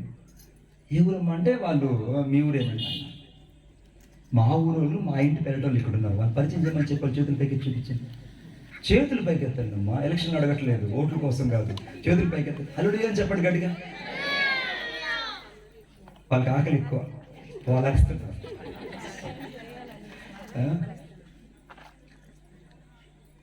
మా ఇంటి పేరటోళ్ళు, మా ఊరోళ్ళు ఇక్కడ ఉన్నారండి. వాళ్ళెవరో కాదు, మీరే. మీకంటే బంధువులు, మీకంటే స్నేహితులు, మీకంటే ఆప్తులు ఇంకెవరు ఉంటారు? మా కోసం మీరు ప్రార్థన చేస్తారు కదా, చేస్తారా? Praise the Lord. ఈ చెప్పబడిన వాక్యము డిస్ప్లే అవుతుంది. జస్ట్ మీరు మణిబాబు అని టైప్ చేయండి, యూట్యూబ్లోకి వెళ్ళి సబ్స్క్రైబ్ చేయండి, ఆ బెల్ మార్క్ ఐకాన్ చేయండి. ఇప్పుడు పాడిన ప్రతి పాట అందులో రికార్డెడ్ ఉంటుంది, ప్రతిరోజు లైవ్ అందించబడుతుంది. ఈ ప్రాంతం రావడానికి ముఖ్య కారణమైన వ్యక్తి సాల్మన్ గారు. అన్న నాతో చెప్పారు, అన్న బాబాయ్ గారు పరిచయం చేస్తున్నారు అన్నప్పుడు ఈ యొక్క మీటింగ్స్ కోసం నేను 3 రోజులు ఉపవాసం ఉండి ప్రార్థన చేశాను. 1వ తేదీ, 2వ తేదీ, 3వ తేదీ 3 రోజులు నేను ఫాస్టింగ్ పీరియడ్లో ఉన్నాను. 3వ రోజున ప్రార్థన చేస్తున్న పరిశుద్ధాత్మ దేవుడు చెప్పాడు, భయపడుతున్న కుమారుడా, ఆ ప్రాంతంలో నేను మాట్లాడే అంశం ఏంటంటే అంతిమ తీర్పులో నా పిల్లలు నిలబడకుండా వారిని నా కొరకే పరిశుద్ధపరచు అన్నారు. కాబట్టి నా దేవుని యొక్క వాక్యాన్ని ప్రాంతాన్ని మోసుకురావడానికి కారణం పరిశుద్ధాత్మ దేవుడే. ఆయనకు మాత్రమే మహిమ కలుగును కాక. అలాగే నన్ను ఆహ్వానించిన సంఘానికి, సంఘ నాయకులకు, అన్నకు ప్రత్యేక వందనాలు తెలియజేస్తాను. అందరికీ వందనాలు. ప్రైజ్ లార్డ్ చెప్పండి. Praise Lord. God bless you.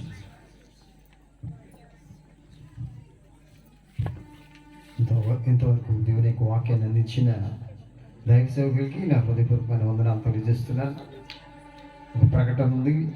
Calvary ప్రార్థన మందిరం అమరారెడ్డి నగర్ తాడేపల్లి వారు నిర్వహించు క్రీస్తు సువార్త కూటములు అమరారెడ్డి నగర్ పైరకంట్ల వెనుక తాడేపల్లి 10, 11, 12 తారీఖుల్లో జరుగుతాయి కూడికలు. దైవదాసులుగా కె జాకబ్ జాన్ గారు, ఎన్ దానియేల్ గారు, కె అబ్రహాం గారు, టి రంజిత్ కుమార్ గారు మీరు వస్తారు. ప్రేమతో ఆహ్వానించేవారు పాస్టర్ జె సాల్మన్ రాజు గారు. ఈ కూడికలో కూడా మీరు పాల్గొని దేవుని యొక్క దీవెనల ఆశీర్వాదాలు పొందుకోవాల్సిందిగా ప్రభుపేట ప్రేమతో మీ అందరికీ తెలియజేస్తున్నాను. ఈ యొక్క కూడికలు ఆశీర్వాదకరంగా ఇంతవరకు జరిగినట్టు గల కారణం మొదటిగా దేవుని యొక్క సన్నిధి మన మధ్యలో ఉండటం గల కారణమే. మరొక ప్రకటన క్రీస్తు రాకడ సువార్త రక్షణ సభలు 19, 20, 21 స్థలం బ్రహ్మానందపురం, తాడేపల్లి, గుంటూరు జిల్లా. వర్తమానికులుగా పాస్టర్ మ్యాథ్యూస్ గారు, అపోస్తులు ఏలియా గారు, పాస్టర్ రాజారావు గారు, రెవరెండ్ కె జేసస్ గారు ప్రసంగిస్తారు. ఈ కూడికలో కూడా పాల్గొవలసిందిగా ప్రభుపేట ప్రభుతో మీ అందరికీ తెలియజేస్తున్నాను. ఇంతవరకు ఈ యొక్క 3 రోజుల సభలు జయకరంగా జరిగినాయి అంటే గల కారణం మొదటిగా మన తండ్రి అయిన దేవునికి స్తుతులు చెల్లిద్దాం. దేవునికి స్తోత్రం. హల్లెలూయా, హల్లెలూయా. అలాగే సంఘ బిడ్డలకి, ఈ యొక్క పనుల్లో పాల్గొన్న యవన బిడ్డలందరికీ నా హృదయపూర్వకమైన వందనాలు సంఘం తరపున తెలియజేస్తున్నాను. అలాగే సౌండ్ సిస్టమ్ వారికి, అలాగే ఆర్కెస్ట్రా పరంజ్యోతి గారు, అలాగే సునీల్కి నా హృదయపూర్వకమైన వందనాలు తెలియజేస్తున్నాను. ఈ యొక్క చివరి రాత్రి సంఘం మీ అందరి కోసము ప్రేమ విందు ఏర్పాటు చేశారు. ప్రతి ఒక్కరూ ఈ యొక్క ప్రేమ విందులో పాల్గొని వెళ్ళవలసిందిగా ప్రభుపేట ప్రేమతో మీ అందరికీ తెలియజేస్తున్నాను. ముగింపు ప్రార్థన ఆశీర్వాదంతో ఈ యొక్క కూడికను మనం ముగించుకుందాం. మనం వచ్చిన దైవదాసులు జాకబ్ గారు ఉన్నారు. ముగింపు ప్రార్థన ఆశీర్వాదంతో మనం సెలవు తీసుకుందాం. ప్రభువునా వందనండి. ప్రత్యేకముగా యవన బిడ్డలు ఎంతో ఆసక్తితో ఈ కార్యం ధరించారు. సంఘస్థులు, సంఘ పెద్దలు, మరి శ్రేయభిలాషులు అందరూ మీ అందరి సహకారంతో ఈ 3 దినాలు జయోత్సవంతో జరిగినవి కూటములు. కాబట్టి వాక్యాన్ని హృదయంలో దాచిపెట్టుకుంటే అది ఎప్పటికీ చెరిగిపోవు. ఆ వాక్యం అంటే నీలో దేవుడు ఉంటాడు. కాబట్టి దయచేసి గమనించండి. ప్రత్యేకంగా యవనస్తులు చాలా ప్రోత్సాహంతో వాళ్ళందరూ పట్టుదల కలిగి అంటే సంఘస్థులందరూ, శ్రేయభిలాషులందరూ అంటే అందరూ సహకరించారు. చాలా సంతోషం. ఎప్పుడు లేదు ఈ సంవత్సరంలో అందరూ సహకరించారు. ప్రతి ఒక్కరు వారి యొక్క అంటే శక్తి కొలది, వారి యొక్క ఆసక్తి కలది ప్రార్థన చేసి, అందుకని మొట్టమొదటి ప్రార్థన చేశాం ఫాస్టింగ్ ప్రేయర్ గత నెలలో. కాబట్టి ఆ ప్రార్థన ఫలితం చూసాం. చాలా సంతోషం. కాబట్టి ప్రత్యేకంగా మన మధ్యలో ఉన్న పి విజయ్ కుమార్ వచ్చి ప్రార్థన చేస్తారు. దేవజనుడు ప్రార్థన చేసుకొని త్వరలో ప్రార్థన చేసుకుందాం.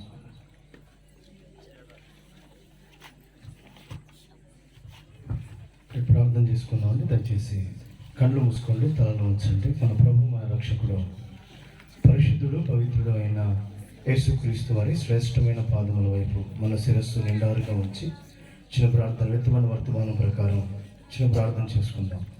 దయగలిగిన నాయన, కనికరము కలిగిన ప్రభువా, పరిశుద్ధుడు అయిన మా ప్రియ పరలోకపు మా తండ్రి, మీ పాదాలకు వందనాలు, స్తోత్రాలు నాయన.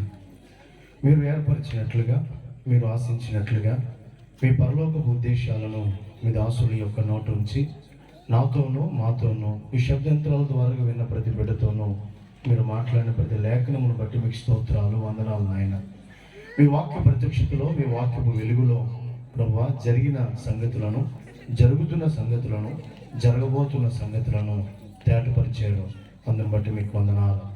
ఎవరెవరైతే నా తండ్రి మరి తీర్మానము కలిగి మీ యొక్క నా తండ్రి రక్షణ భాగ్యాన్ని నా తండ్రి ప్రభువా అయ్యా పొందుకొని మారు మనసు పొంది బాప్తిస్మం పొంది మిమ్మల్ని అనుసరించాలని ప్రభువా మీతో కూడా నా తండ్రి ప్రభువా సిలువేయబడ్డామని నిర్ణయించుకున్నాను.